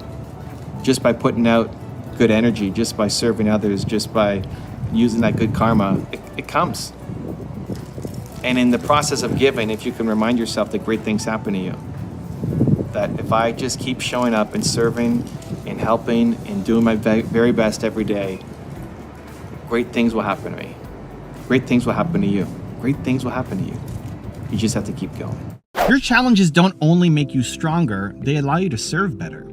I think the default answer for a lot of people is that your challenges make you stronger. Your challenges will, to grow muscle, you have to break your muscle first. And all of these obstacles that are put in your way allow you to have a better life. They're making you stronger. They're making you more powerful. And that's all true, yes. And the thing that helps me the most is just tying it back to service, because I think, humans are built to serve. You are built to serve. When you can connect the challenge that you're going through as something that's then going to inspire and help other people, at least for me, it always gives me a lot more strength and a lot more courage to do the thing that I need to do, as opposed to it just being about me getting stronger. I find a lot of times me getting stronger is not enough. It's not enough of a reason compared to it's going to help somebody else as well. So, if that's you, hope this video helps you as well. So I think about when I was doing my tour 2019 and I broke my neck. It was one of the most challenging times in my life, and that it's already hard enough. I'm already, on the road. We're quarter of the year on the road, 90 straight days, me, Nina, my cameraman Danny, and there were a lot of challenges in making that whole tour happen, and new city every 4 days, and all of the stuff that goes into, it was my first ever tour. And then I broke my neck 2/3 of the way through. So as if things weren't hard enough, now I break my neck. I can't drive anymore. I'm in insane amounts of pain. I have a concussion, and I'm still making videos. I struggled with the decision. This is a real decision. Do I quit the tour or not? Do I quit the tour? Do I go home? There's still another month on the road. It's not just me, it's also Nina, who has to do a lot more work now. She's got to drive this giant Suburban across the country. Danny, the camera guy, has to do a lot more work. It's a lot of stress. I'm basically out of commission, and all I could do is talk, which is great for speaking, but sucks for everything else. So what do? The thing that made me want to at least try to keep going, I didn't know that I would go for another month, but I thought, let's just do the next city. Let's just do the next city. Let's go to Kansas City. Kansas City was the next stop. Let's go to Kansas City and see what happens. What got me through it was thinking about somebody in the audience, thinking about one of you guys who was struggling with something physically. Up until that point, I dealt with a lot of mental issues, mindset issues, things like believing you're not good enough, lack of self-worth, you don't have a message to share, imposter syndrome, all of those things, right? Even here, we're filming, we're about to go through a car wash. We're next, so we're probably gonna get some crazy noise. I have to talk loud. I used to be so worried about that stuff that I wouldn't film. Like, oh, I can't film going to a car wash, the noise, whatever. Now I look at it as opportunities. Like, let's go. Like, that's not a good enough reason. Maybe the video quality sucks. I hope not. Maybe you can't hear me loud enough. I hope not. But not letting those things get in your way, because that stuff happens all the time. Like, that stuff happens all the time. And look, we're next. You guys can see it says car wash. We're next, depending on how long that guy ahead of us takes. You might see it in this video. I dealt with a lot of those mindset issues, those lack of belief issues, those worthiness issues, and I battled them, and I've been through them, and have a few lessons to share. And over the years of me trialing and failing, and 20 plus years of doing this, my hope is to make the path a little bit easier for you, so that you don't have to struggle as much as I did. The path can be a little bit sooner, a little bit faster, a little bit less painful, right? But I'd never been through anything really physical. Thank you. I've broken my toe. I remember breaking my toe and then going for a run, and I was doing an Instagram live at the time. It was like a light run, fast jog, and my toe was hurting so much, and I just kept powering through it. Then later realized I broke my toe. But that's not really anything major, right? For somebody who's going through something physical and major, it's like, you broke your toe. Come on, it's not a big deal. And so I never felt like I could serve or push people who had a physical limitation, had a physical kind of injury, because I'd never gone through it, and I don't feel right pushing people on things that I haven't experienced in some form myself, right? So here I am, 2019, now I break my neck. Now I have a concussion. I'm in more pain than I've ever been in my life. Concussion, if you haven't been through it, is just devastating, because it's not just the physical pain of not being able to move your body and, neck, and potential having spinal surgery, which is crazy scary, but also not being able to think clearly. For me, I value that a lot. Like, I love thinking, I love problem solving, and not being able to think clearly and just be a vegetable on the couch all day was devastating. So getting through that, and then deciding I'm gonna keep going. I'm gonna at least try for the next stop in Kansas City. Why? Because if I can get through this Yes, it's a challenge that will teach me and make me stronger, and I have a lesson that I can learn from it. But if I can get through this, then hopefully it can serve as an inspiration for other people who are going through something physical as well. That it's not just a mindset issue, but they have physical limitations. The biggest difference between you and the people who you look up to are that they started and you're still thinking about it. It's one of the most frustrating things in helping entrepreneurs that I deal with on a day-to-day basis, is that seeing so much potential in people, seeing so much heart and love and care. It's like you could be serving so much and helping so much and having such a big impact, and we're stuck. We're stuck. And this was me too. I was stuck. It took me forever to get started, and I thought I had to have the perfect cameraman. My first video, if you go back and watch it on my channel, I had my friend come and film it and record it for me because I was worried about it not being perfect enough, that I didn't know the gear and didn't know the microphone and the lighting and the setup. And I memorized the script because I didn't want to say the wrong words. I had to be perfect. Most of my early videos were still mostly voiceover, because I could write a script and have it perfect and just have B-roll, and it wouldn't be me on camera afraid of making a mistake and saying the wrong things and messing up. And that's one of the main reasons why it took me so long to grow. You know, if you look at my journey of making, for 5 years, 7,000 subscribers, something like that, I was stuck. I was too afraid to do the next thing. I was too afraid to get in the race. I was making content, at least. That was one decent thing. For whatever reason, I stay consistent on doing stuff, but I was afraid to take the next step, the big step, to go off and do it. And a lot of you are already way better than I was when I started. And when I'm on interviews and I'm doing events and presentations, and I see the audience and I see who's there and I see the skill and the heart, this is the thing that kills me the most. It's like the heart. It's like you've got such a good heart. You want to do so much. And then there's just no action. There's no momentum because of the fear. If you could make one change this year that would really move the needle, it would be to stop judging yourself for the content that you're making or the product you're putting out or the service, and just expect it to suck and keep going. So when people ask me, should I do this business or this business? Should I do that business or this one? It's like, well, I don't know.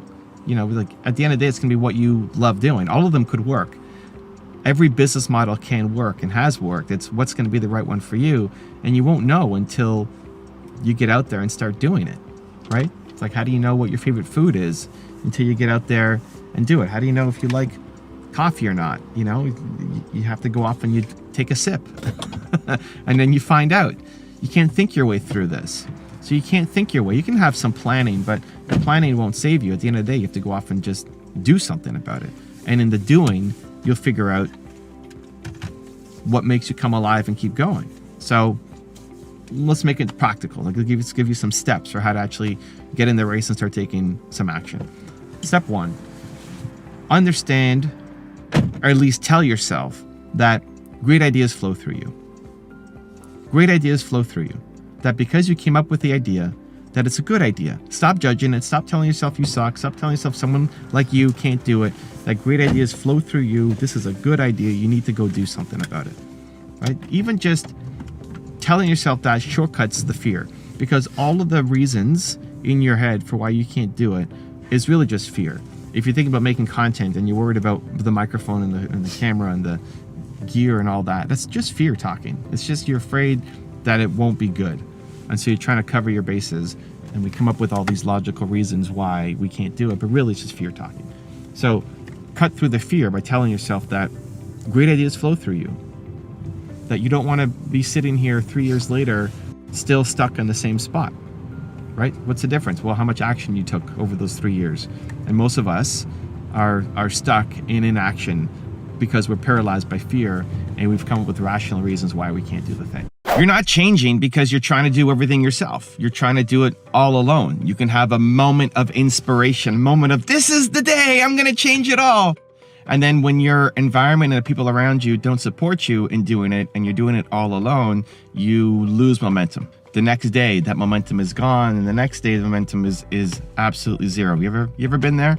Until you get the people around you to support you, to create a circle where you can feel like you do not have to do this alone, you won't change.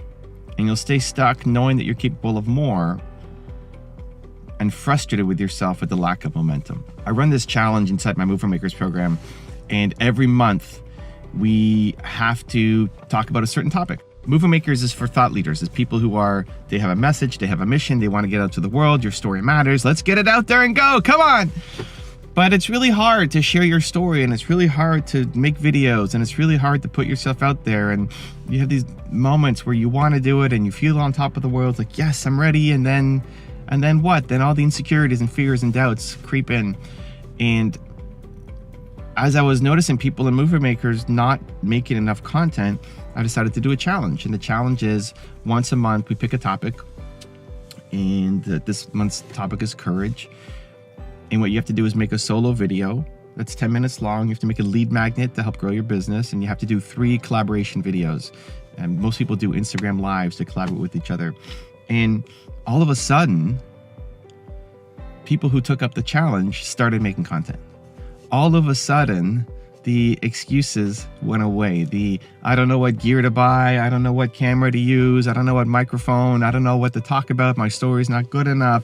I'll start next week. I'll start next year. I'll start next month. I'll start on my birthday. I'll start on January 1st. I'll start on Monday. I'll start next month, right? All of the excuses all of a sudden went away because you're not doing it alone. Because all of those reasons that are holding people back, that are holding you back, what you want to do something bigger. All of the reasons that are actually holding you back are not the logical ones that are in your head, right? The idea that you're not making content because you don't know what phone to use or what camera to use or what. I'm making these videos for my channel on my phone. I'm in my car at my wife's acupuncturist. She's getting acupuncture done right now in the building right next to me. And so I'm making content in my car. You can too, right? There are logical reasons why you are not doing the thing that you want to do, right? That you say is important to you. There's logical reasons that you are buying. You believe them. They are actual reasons, but they're not good enough reasons. And underneath those reasons why you're not doing the thing that you need to do is just that you're afraid. It's just fear. And suffering through fear alone is really, really hard. It's not that it's not possible. It's not that you can't do it. It's just immensely difficult. And most people won't. Most people won't follow through. Most people don't follow through because they are alone in this journey. You might have people around you. You might have great parents, friends, a spouse. But if you feel like you're walking the journey all by yourself, it's just insanely difficult to actually follow through and get the results that you want. The good news is you can change it, right? The good news is, hey, we don't have to stay stuck. The good news is you can change your circle. And I'm going to share a couple ideas in this video of how to do it. So, number 1, I like to collect good people. Collect good people. Think about the people around you in your life. How many of them make you feel happier, more energetic, more positive? And you may not have many people. You may not have someone like that. Great. Think about the people who you've ever met. Maybe it was at a conference, maybe an event, maybe a lunch or dinner, some kind of party, a friend of a friend. I find ways to spend more time with good people. I remind myself that I like to collect good people. And as someone who's shy and introverted, that's not my default state. I don't think to call people. I don't think to message people. I don't default to being around people.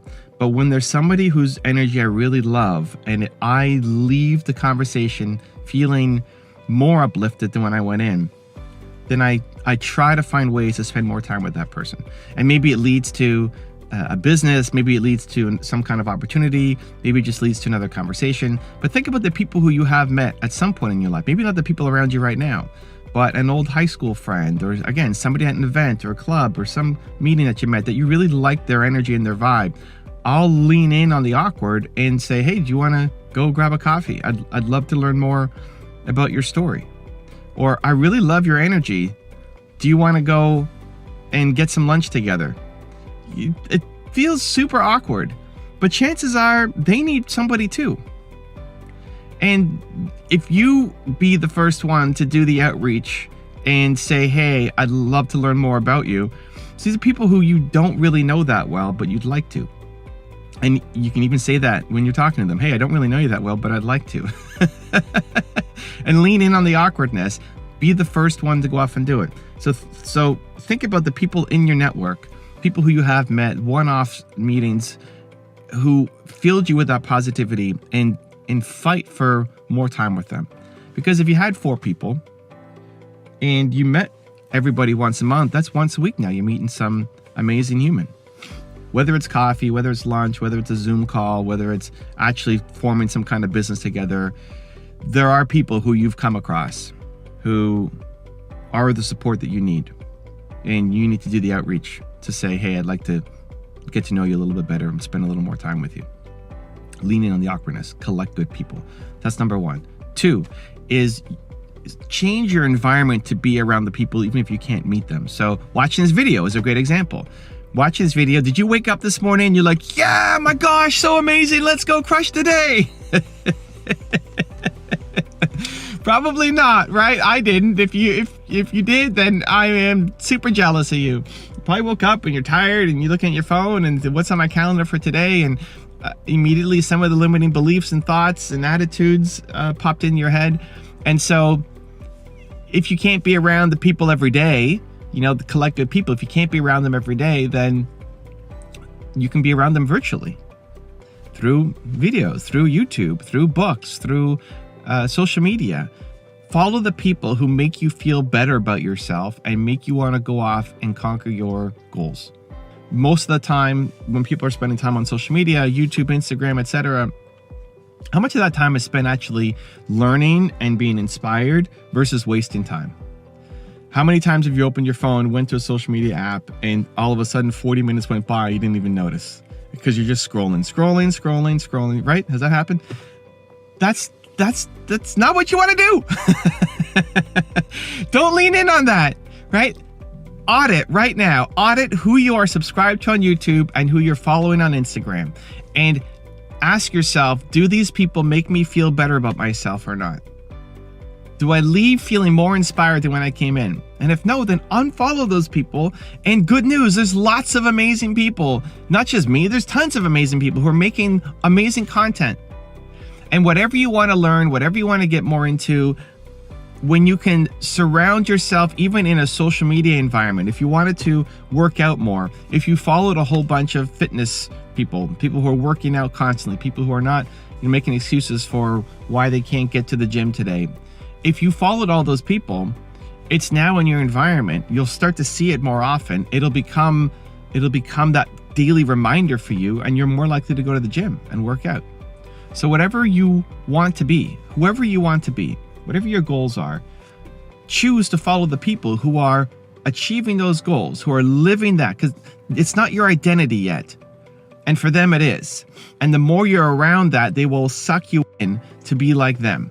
So choose very carefully what you want to get sucked into, right? It can also lead down a really negative, dark path, right? Whoever's more confident in their beliefs wins. So if you're around people who are strongly believing in something that is bad or evil or against your core values, you could be sucked down a really dark, negative hole as well. So step 1 is collect good people. Step 2 is to be around them, be around in social media with intention, the people who make you feel better about yourself and go achieve your goals. And then step 3 is to join some kind of community, join some kind of group who are focused in on what you're trying to do. So if you want to get into fitness, then you can hire a coach to help you, a fitness trainer, or join a gym, or join some kind of collective where you feel like you don't have to do this by yourself. Why Movement Makers is so special is because if you want to be a thought leader, where do you go? Where do you go to hang out with other thought leaders? Right? Nowhere. Do you know anybody who's a thought leader is trying to make great content and share it and have a message to give to the world? Who else that in your life talks like that? Probably not, right? So being around that, and whatever it is that you want to learn, you want to be better at chess, then join a chess club and hire a chess coach. Be around the people. Be around the people. Join some kind of community so you don't have to do this all alone. One of the things that I struggled the most with is feeling like I have to come up with all the ideas myself, carrying everything on my back.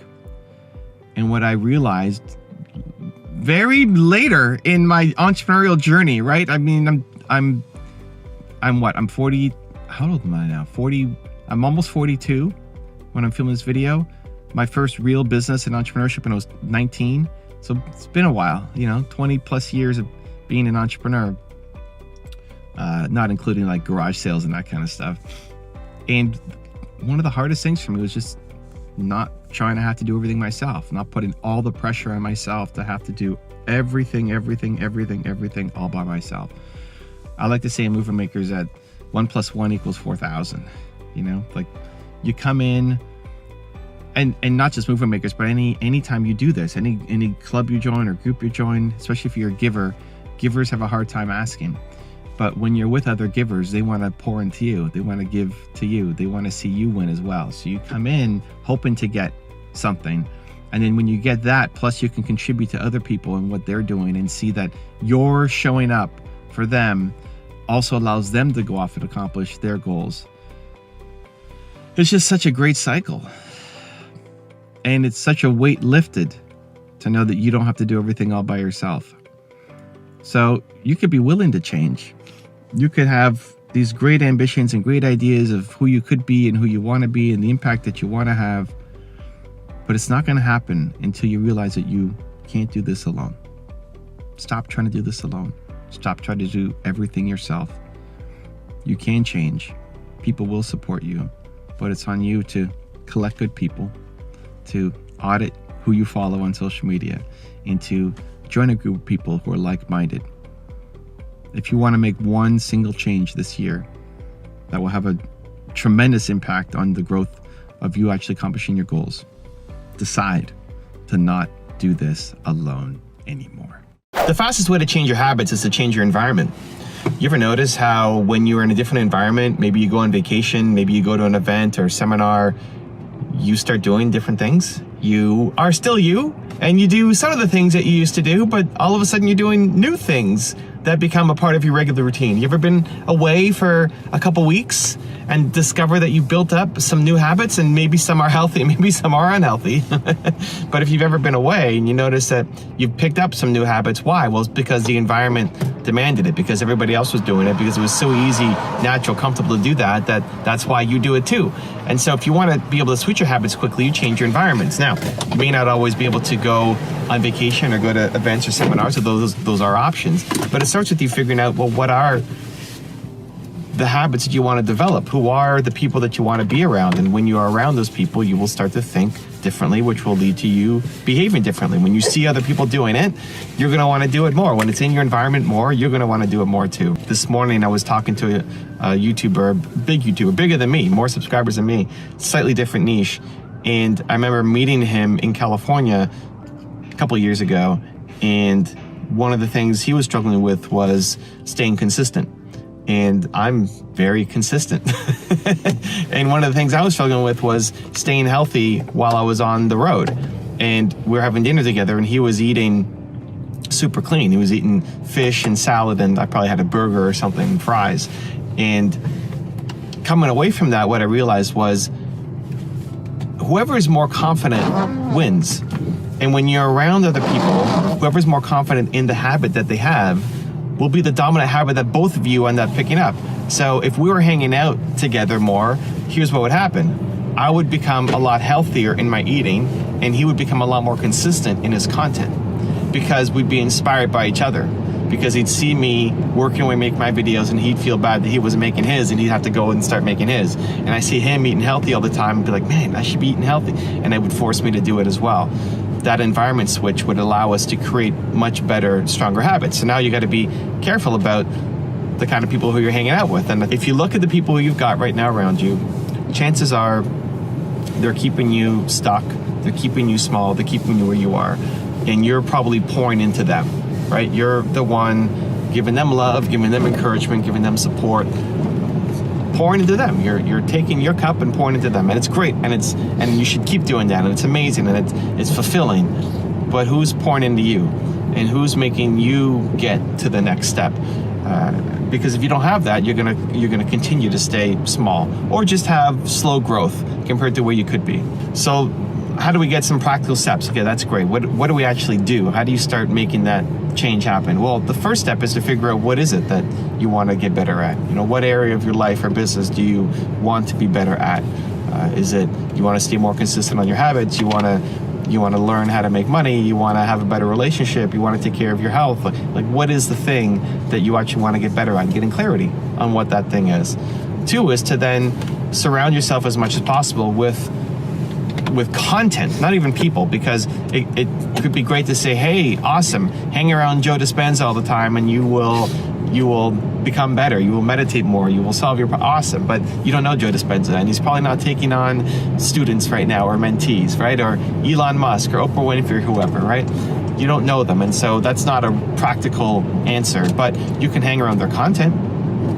It's why I make these videos every day, because if every day there was a new video for you, hopefully it lifts you to bring some of the best experts in the world, the people that I find inspiring and learn from, to share their message every morning. You don't have that person in your life, but there's videos for you.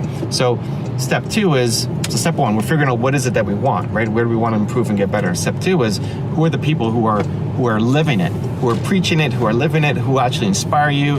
And there's so many different people out there who are doing it, and everybody has their own way. I like to say that, an Eric Thomas is going to yell at you through it, and Oprah Winfrey is going to hug you through it, but they have very similar messages.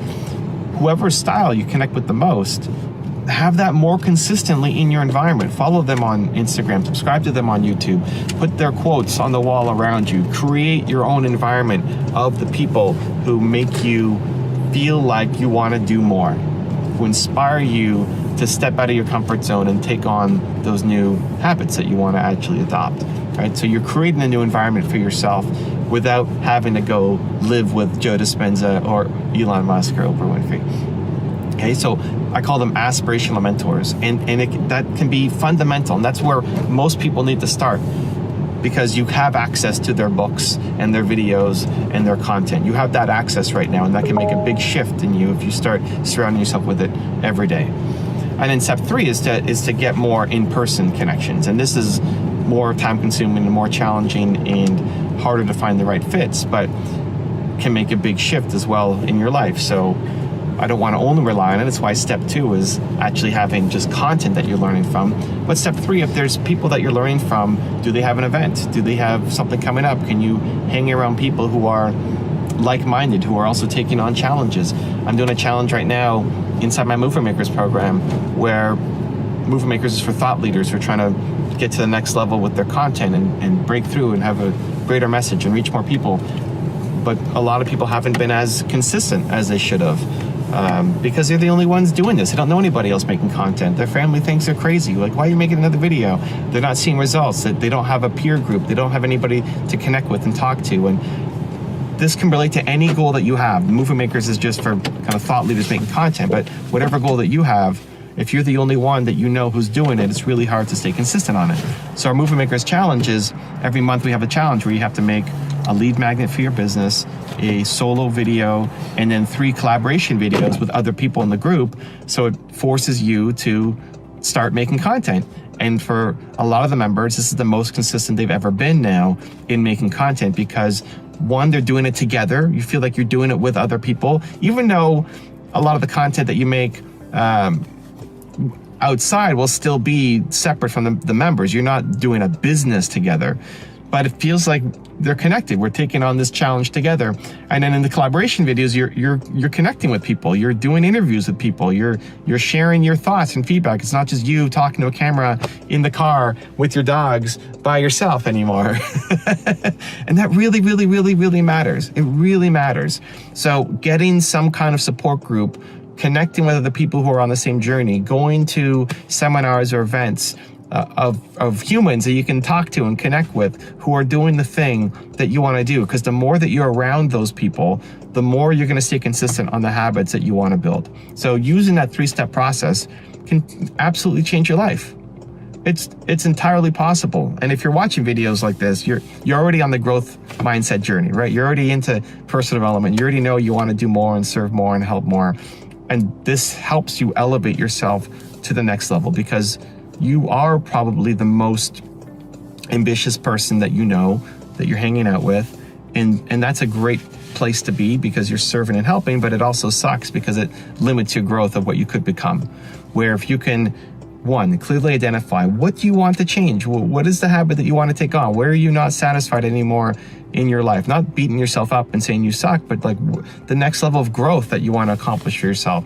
And then 2, following people just through content who are living that message, who are not just speaking it, but living it, who when you watch their videos, you actually get inspired to go make a change in your life. Who are those people? Subscribe to them, follow them every day.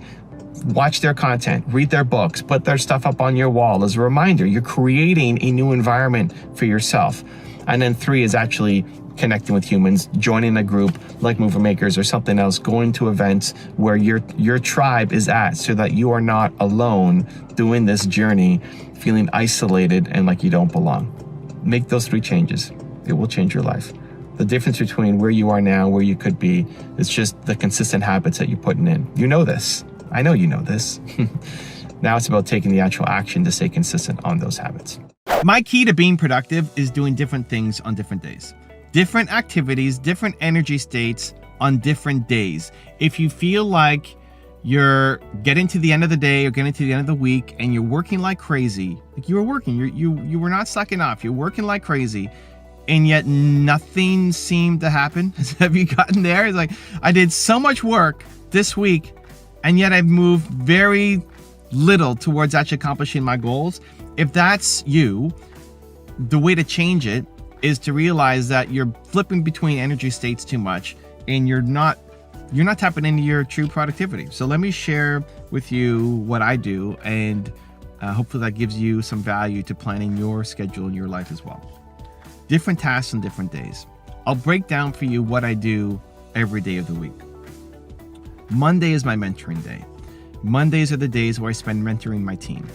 And we've got 37 people on my team. There's a bunch of people who have invested into as well in their companies. And Monday, I just spend the whole day talking to them. All I have to worry about is mentoring the people on my team. Tuesday is YouTube day. So today I'm filming on a Tuesday. I don't know what day this video is being released, but it's a Tuesday for me filming. All I have to worry about on a Tuesday is making YouTube content. And why it's so productive these days is because it takes a while to make the first video. It takes a while to do the first call. It takes a while to get momentum going. But once you get the momentum going, it's easier to stay in the momentum. Then if you switch to something else, it takes a lot longer to get into that momentum. So, quick example, it's YouTube day for me. It took me 15 minutes to get ready for the first video. And not get ready like I have to do my hair. Get ready just emotionally, get ready mentally, get ready not procrastinate, get ready to bring the energy and have the right vibe and feel good enough and all of the stuff. Took me 15 minutes to get ready. And then the first video, it takes a while to get the mojo going. And then after the first video, the second one is better, and the third one is better, and this is my fourth one recorded, and it's better. And now it's easier to go, right? And so in the time it takes me to make one video, the first video, I could then, in that same amount of time, go make 3 or 4 videos in immediate, I want to say sequential, that's not a word, succession, in immediate succession, whatever. After, I can make 3 or 4 more videos right after while I'm in that same vibe. So same thing for you, whatever vibe you're feeling, if you can stay in that energy zone instead of switching. If I did YouTube video, then writing a book, then doing a phone call, then mentoring my team, then you're just bouncing around too much, and there's high energy switching costs that then keep you unproductive. Then this is, a huge unlock, because when you can figure out how to chunk your time like this, brain fog goes away, productivity dramatically increases. You suddenly have a lot more free time as well to do whatever you want to do. Nina is back. She's in the house. We are at Nina's acupuncture. Let me put my seatbelt on as we get ready to go. So Tuesday's YouTube day, and I spend the whole day making videos. Wednesday's project day. And on project day, I focus on whatever projects I want to work on. And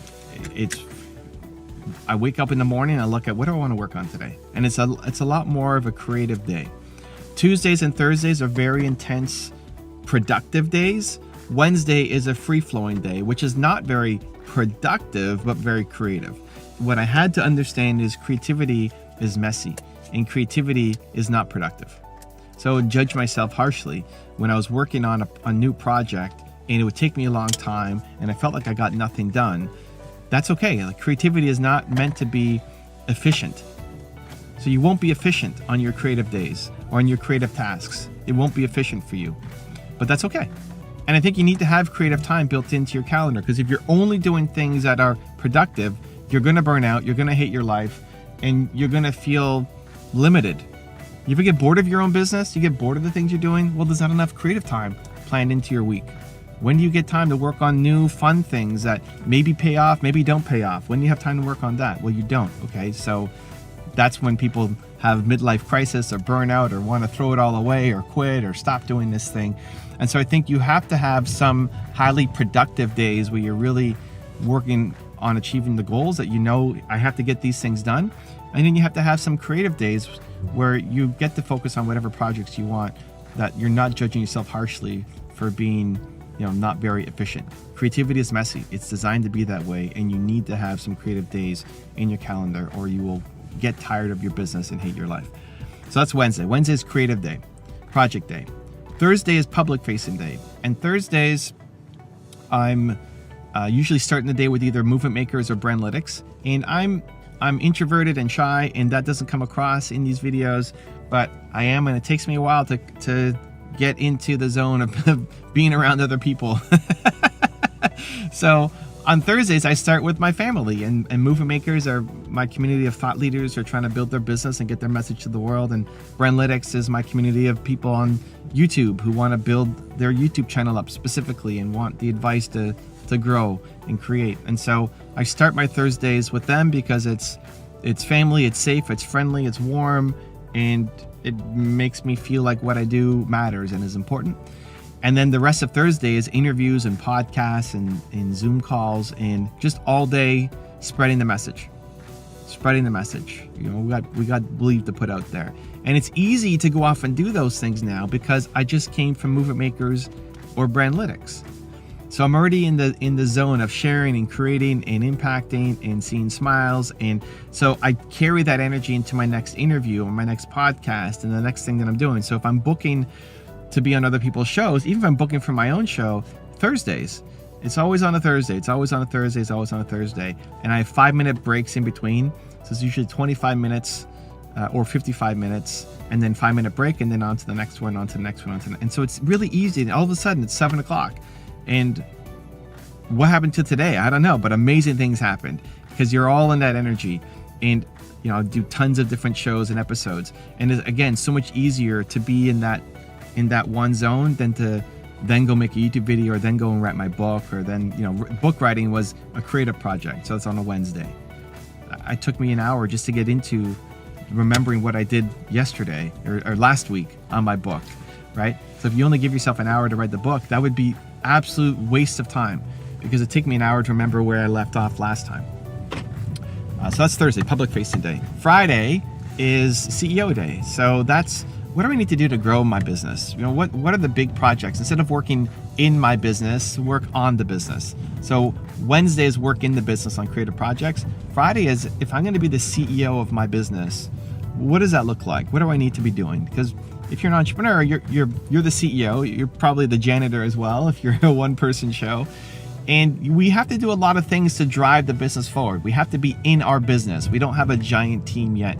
Even at 37 people, I do a lot of work in the business as opposed to only just being the CEO and just managing. And truthfully, I like being in the business. I like making videos like this is not CEO time. This is me being in the business. But I like it. I think people who often just be the CEO, if you're entrepreneurial and there's no projects you're working on, you grow distant from the business and you don't enjoy it. So we all need time in our calendar every week to focus on being the CEO. And now I spend all my Fridays doing it. At the beginning, I just started with 2 hours. So 2 hours in my calendar. It's like, okay, this is my CEO time. And I blocked it off and I made it important. And when I started doing that, I started seeing more results in my company. Saturday, we applied to the weekends too. Saturday is fun day. So Saturday, spending time with Nina, doing whatever, going, it's starting to get warm here in Canada. You can see, the grass finally green. So if we're going for a hike or trying out a restaurant or going to a street festival or just something fun. Sunday is family admin day. So all of the stuff that we have to do to manage the family, go grocery shopping, fold laundry, clean up the house, family admin kind of stuff, that's on a Sunday. And then repeat the next day. So again, quick summary: Monday is mentoring day, Tuesday is YouTube day, Wednesday is project day, Thursday is public facing day, Friday CEO day, Saturday fun day, and Sunday is family admin day. And that fits my life. That's a calendar for my life. It won't photocopy perfectly over to yours.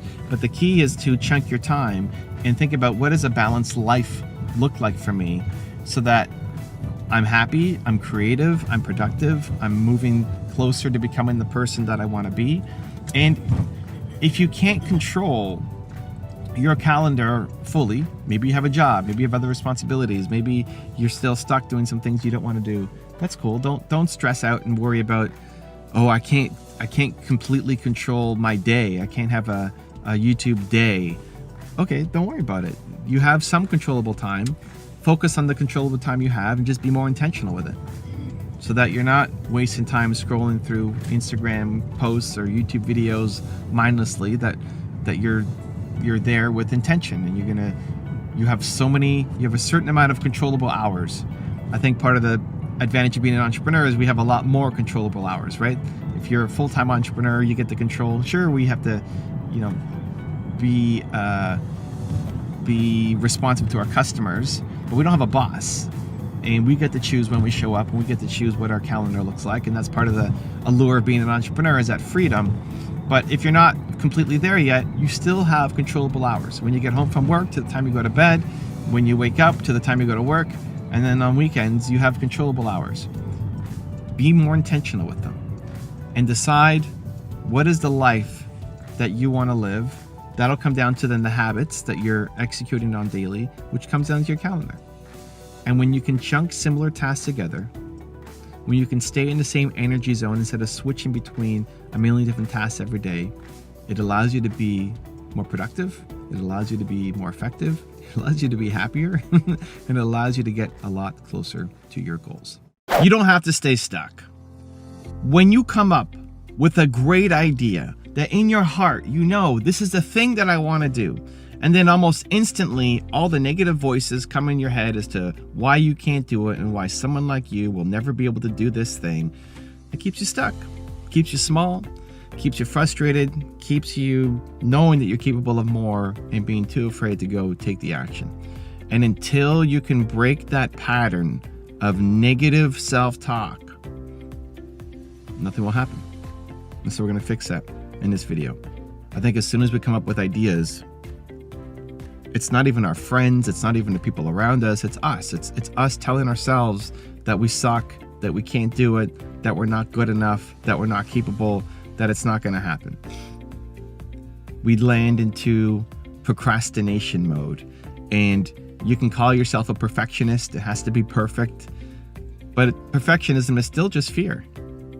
Just fear that you're not good enough, fear that it won't work out, fear of being seen, fear of not being seen, and it keeps you stuck. When I procrastinate on things, even like making videos, I've made, I don't know how many, 12,000, 13,000, 14,000 videos, some crazy number of videos, and yet every time before I sit down to make the videos, I procrastinate a little bit. In today's filming session, I'm here at my wife's acupuncture clinic. She's inside getting her acupuncture done. I joined her sitting in the car, and it probably took me 15 minutes to get into the zone. I know I'm going to make the videos. I've developed the identity that I'm going to get it done, but I'm worried. I want want the videos to be good. I don't want to embarrass myself. Don't want to let myself down. Don't want to let you down. Fear of disappointing people is my biggest fear. I don't want you to feel like this is wasting your time. You ever had these thoughts? You know, like you want to do something and then you want it to be good and you don't want to disappoint people, and so you hem and you haw and you procrastinate, and then all of a sudden the day is gone. You haven't done anything. You know, has that happened? So I try to keep it to 10 minutes, 15 minutes. Today's a little longer. I'd usually be like 5-10 minutes. Took a little bit longer, 15 minutes today to get into the zone. And you know what happened? The next thought was, what if I just check and see how my team is doing, and because I want to feel valuable and because I want to feel like I'm doing something productive, I want to get out of the discomfort of not filming videos and go check in on my team, because that would make me feel more productive. Like, no. Just sit with it. We gotta change it. We gotta go. We gotta make some content. You're gonna do this and make that first video. So even for me, even for someone who's done 5 figures of videos, every time I sit in front of the camera to make a video, the first one, I procrastinate. I sit on it because I'm afraid and I don't want to disappoint people. So it's totally normal. So if you feel like whatever the thing is that you want to do, you know you're capable of it, you know in your heart that it's something that you want to create, and then for some reason you keep stopping, you keep procrastinating, you keep staying stuck, that's normal. You're not, there's nothing wrong with you. It's not abnormal. It's 100%, everybody goes through it. The difference is how quickly can you shift? How can you get unstuck? Because most people just stay stuck. They stay constipated. They're like, all this stuff that has to come out, that's just not coming out. You're constipated. You stay stuck. So how do you do it? How do you shift it? Here are a couple things that help me that I hope can help you. Number 1 is floss the first tooth. Take immediate momentum. You think about flossing, it's, you know, people don't want to floss. I mean, I built the habit of flossing twice a day. Most people don't floss. And the concept is just floss one tooth. And once you floss one tooth, you'll floss the rest, probably, right? Just get your running shoes on and go for a walk. And once you're walking, you probably do more than, you know, the 2 minutes that you set yourself into mind. Like, just do 2 minutes. So for me is just make the first video. Go on, Evan, just record the first video. So I recorded the first video. And now this is my second video in my filming session, and I'm already feeling better. It's like, we're going, we're vibing. Yeah, let's do this. This is amazing. Come on. Just get going. Just go. It's so much easier to keep the momentum going once you've built some momentum. The hardest step is the first step. The hardest step is just building that initial momentum at the beginning. Once you get going, it's a lot easier to keep going. So just start. Don't make it some big thing. Don't make it some giant endeavor that you have to go off and chase. It's nice to have big goals and big ambitions and big dreams, but sometimes they're too big. And then you feel like you can't do it, and you need venture capital, and you need a team, and you need all sorts of things before you can do anything on it. It's great to have that big goal. And what are you going to do today to build some kind of momentum? And once you start building up momentum, it's just so much easier. So the challenge for today is just find one small, simple, easy way to get started. It doesn't have to be amazing. It doesn't have to be great. It's just the first step. Once you get your first step, it's so much easier to take the second. So that's one. Just start building some immediate momentum. Number 2 is change your state. One of the reasons why I like filming in the car, people ask, why are you always filming in your car? I like being out. I like being out of the place, out of my home. I like energy. I like nature. I like being able to see trees and sunshine and have people around. You know, I like that. It changes my state. It makes it a lot easier for me to go off and film when I'm by myself. So it's not just me talking to the camera. This feels more conversational. I don't know. It's all just a head game. But it feels like I'm talking to a friend. Hello, how you doing? I'm Evan. It feels more conversational and natural for me. I like having the sun on my face. You know, it just feels better. And so changing your state can be a good way if you're in wherever you're at. You know, think whether you're in your bed or in your car or you're in your office or the dining room table. You know, change your state. Move around. Get up. You want to change the negative thoughts? Start moving. Get up. Doesn't mean you have to go work out or do, 100 jumping jacks. Just get up and even get in some fresh air. Getting out of the space that you're thinking negatively in really helps. Just changing your physical location really helps. I promise you. Have you ever had you're thinking really negatively, you're procrastinating, you're feeling down, and then you go for a walk and you feel better? Or even just change your room, or you go to a different part of the house, or you go for a drive and then you feel better? Like, changing the physical environment can really help you get out of that funk that you're in, where while you're in that space, you're feeling stuck and you can't move. So change the physical environment. One little bonus to that is music. I should have done that today. Music is the fastest way to change your state. So while I was sitting here in the car for 15 minutes procrastinating on making these videos, instead of thinking, hey, I should go and check in on my team and see how they're doing, underneath, like, logically that makes sense. Like, how's my team doing? I'm being a good boss, a good manager, a good friend. I should check in on them, see how they're doing. It's going to move my goals forward, of course, because if they're waiting on me for something, right? Logically, all that makes sense. Underneath it is just, again, the fear that my videos won't be good enough, so I need to feel productive. I need to feel valuable to myself. I need to feel worthy, so I'm going to spend my time there instead of making videos, right? I should have put on music when that was happening. Instead of going to check on my team, which I didn't do, but wanted to, I should have put on some music. Like, put on some music that makes you move. And you don't have to be the most expressive dancer or singer. Just anything that would get your head bobbing or your foot tapping or your knee bouncing. Just songs that make you come alive. And there's no one perfect song, but whatever song gets you in the zone, even if you're feeling really low, you'll find yourself like having energy and moving, and it just changes your state. The whole point is just to get unstuck and to start building some momentum towards what you say is what you want to do, right? So music is the fastest way to change your state. And then number 3 is, I would say, have play bigger triggers. And play bigger triggers are the things in your environment that remind you of who you want to be. The things that you could put up, the reminders on your cell phone background, on your desktop background, the artwork on your wall, the things that you could put in your life to remind you of who you want to be. So I'll share a couple from my example. In my office, I have 5 pictures on the wall, and they all tell a different story and remind me of who I want to be. I've got Steve Jobs on the wall, who reminds me to be a visionary. I've got A.P. Giannini on the wall, who is my favorite entrepreneur of all time, and he reminds me to believe in the little guy and what I'm trying to do. I've got my parents on the wall, who remind me to believe in myself. I've got Howard Schultz on the wall, who reminds me to stand for something important. And I've got Kanye on the wall to remind me that the time is now, that I have to go do something now to be the greatest me. And those pictures I picked with intention, and when I walk into my office, they're there and they remind me, and I don't have to do anything. You set it up once and it reminds you of who you want to be. I walk in the office and there's my parents looking back at me and telling me to believe in myself. The clothes that you wear, right? I wear, this is my Believe hoodie. I feel like I'm Batman. I tell myself when I put this on, I'm Batman, I'm a superhero going to work, fighting the crime of lack of belief. Right? And so somebody commented on my hoodie yesterday, like, you're always on brand, you're always wearing your hoodie. It's like, it's not just when I show up to make videos. This is what I wear, because I'm a superhero going to work.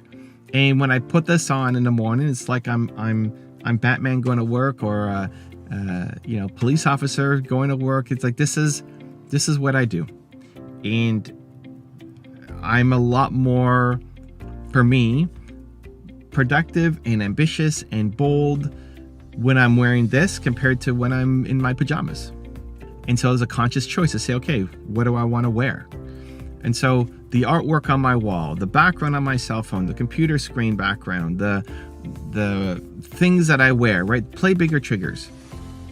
That you ideally just set it up once, and then it reminds you. It's okay, there it is. There's my trigger again. There it is. This is who I want to be. This is who I want to be. This is who I want to be. I'm around the things that make me remember what I'm trying to do. Because your brain will trick you to stay small. Your brain will trick you to stay stuck. Your brain will trick you to say, yeah, you can't do that. And here's all the reasons why. and you believe those reasons, who are really, you're just afraid. I'm just afraid. We're afraid that we're not good enough. We're afraid that we're going to be judged. We're afraid of disappointing people. We're afraid of not being loved. We're afraid that we're going to be seen and going to be made fun of. We're just afraid. At the end of the day, you, me, everybody, we're just afraid. That the reason why you're stuck is you're afraid. And so when you can learn to catch those feelings, and when you can learn to uncover those feelings and switch them, say, you know what? I'm going to change my environment. I'm going to change my state. I'm going to change what I'm listening to. I'm going to change what I'm wearing. I'm going to change my mind. And I'm going to go do the thing to start building momentum. Because the only thing you're missing is momentum. You've got a great heart, a great soul, a great idea. Your idea is worthy. You're doing it for the right reasons. You want to serve. You can do this. You can be in a totally different place in 6 months and 12 months. You can. It's possible. You can. Your mission is worthy and noble and should happen. And you're the one to do it. You're the one to do it. And it's not that you're not good enough, and it's not that you're not capable, and it's not that you can't do it at some point. You just don't have the momentum. You're just missing momentum. And so the next time you feel stuck, procrastinating, not good enough, know that you can do it, and that all you need to do is take that first step. Discipline is your missing ingredient. You've got the heart, you've got the care, you've got the desire to serve, you know you could be doing more, you want to do it for the right reasons, you're not just here to make money, you're here to have an impact and to grow and do amazing things. You know you can do amazing things. What's missing? Discipline. There's just a lack of follow through. It's the constant start and stop and start and stop and start and stop. And for me, there's nothing more, not just frustrating, but sad than seeing somebody who's got so much talent and so much potential and so much of a heart, and just seeing them not win because they're not following through, because you're just not doing the consistent enough work, that you're motivated and inspired, and then you're not anymore and nothing happens.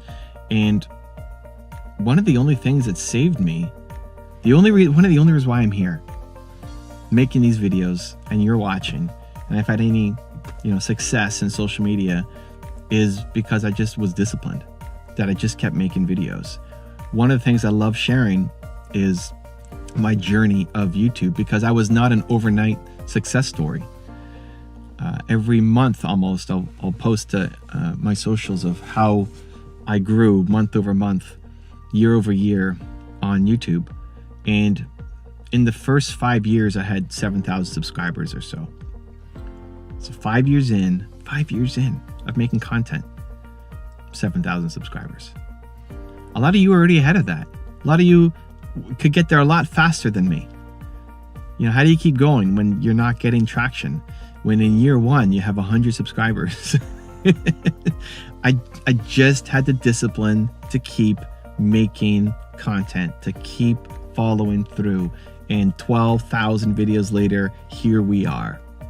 And people can get there faster. You don't have to be as slow as me. I took a long time, and I had a lot of issues. I was shy and insecure and introverted, and felt like you had to be, type A personality to win, and all of these limiting beliefs, all sorts of issues. And you can get there a lot faster than me, but it still requires a discipline to follow through and do it. And I really think it's one of the only things that saved me. I remember sitting down at a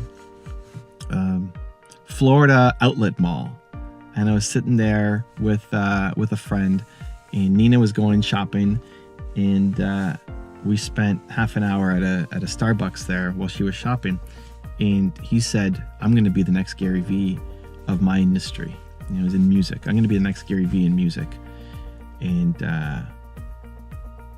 you're going to keep doing your thing. Like, let's keep in touch and see how we do and how we grow." And he posted, 3 or 4 years later on his Instagram, and he said, 3 or 4 years ago, I met Evan Carmichael at this outlet mall in Florida. And he had our picture as the post.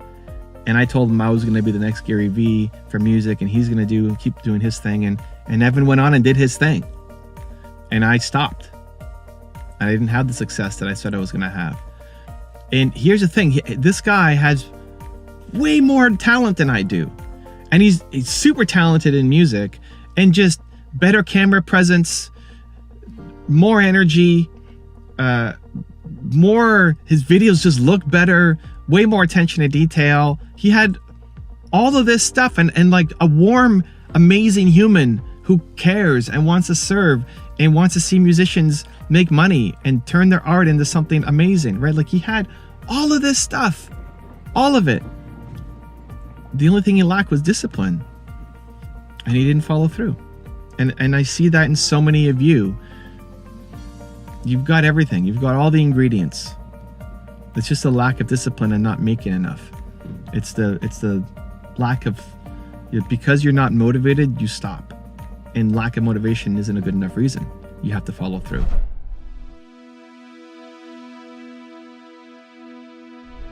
Because you made it this far in a video, I want to celebrate you. Most people start and don't finish. Most people never actually follow through. Most people say they want something, but they don't ever do the work to actually get it. But you are different. You are special. Believe Nation, you made it here all the way to the end, and I love you. So as a special celebration, if you put a hashtag Believe down in the comments below on this video, I will showcase you and celebrate you somewhere on the screen in a future video because you are awesome. For 10 more amazing rules from John Assaraf, check the video right there next to me. I think you'll love it. Continue to believe, and I'll see you there. A lot of athletes have this term around the A game and showing up and doing their absolute best, mentally, emotionally, physically, spiritually, etc. And it got me thinking about, do you even know what your A game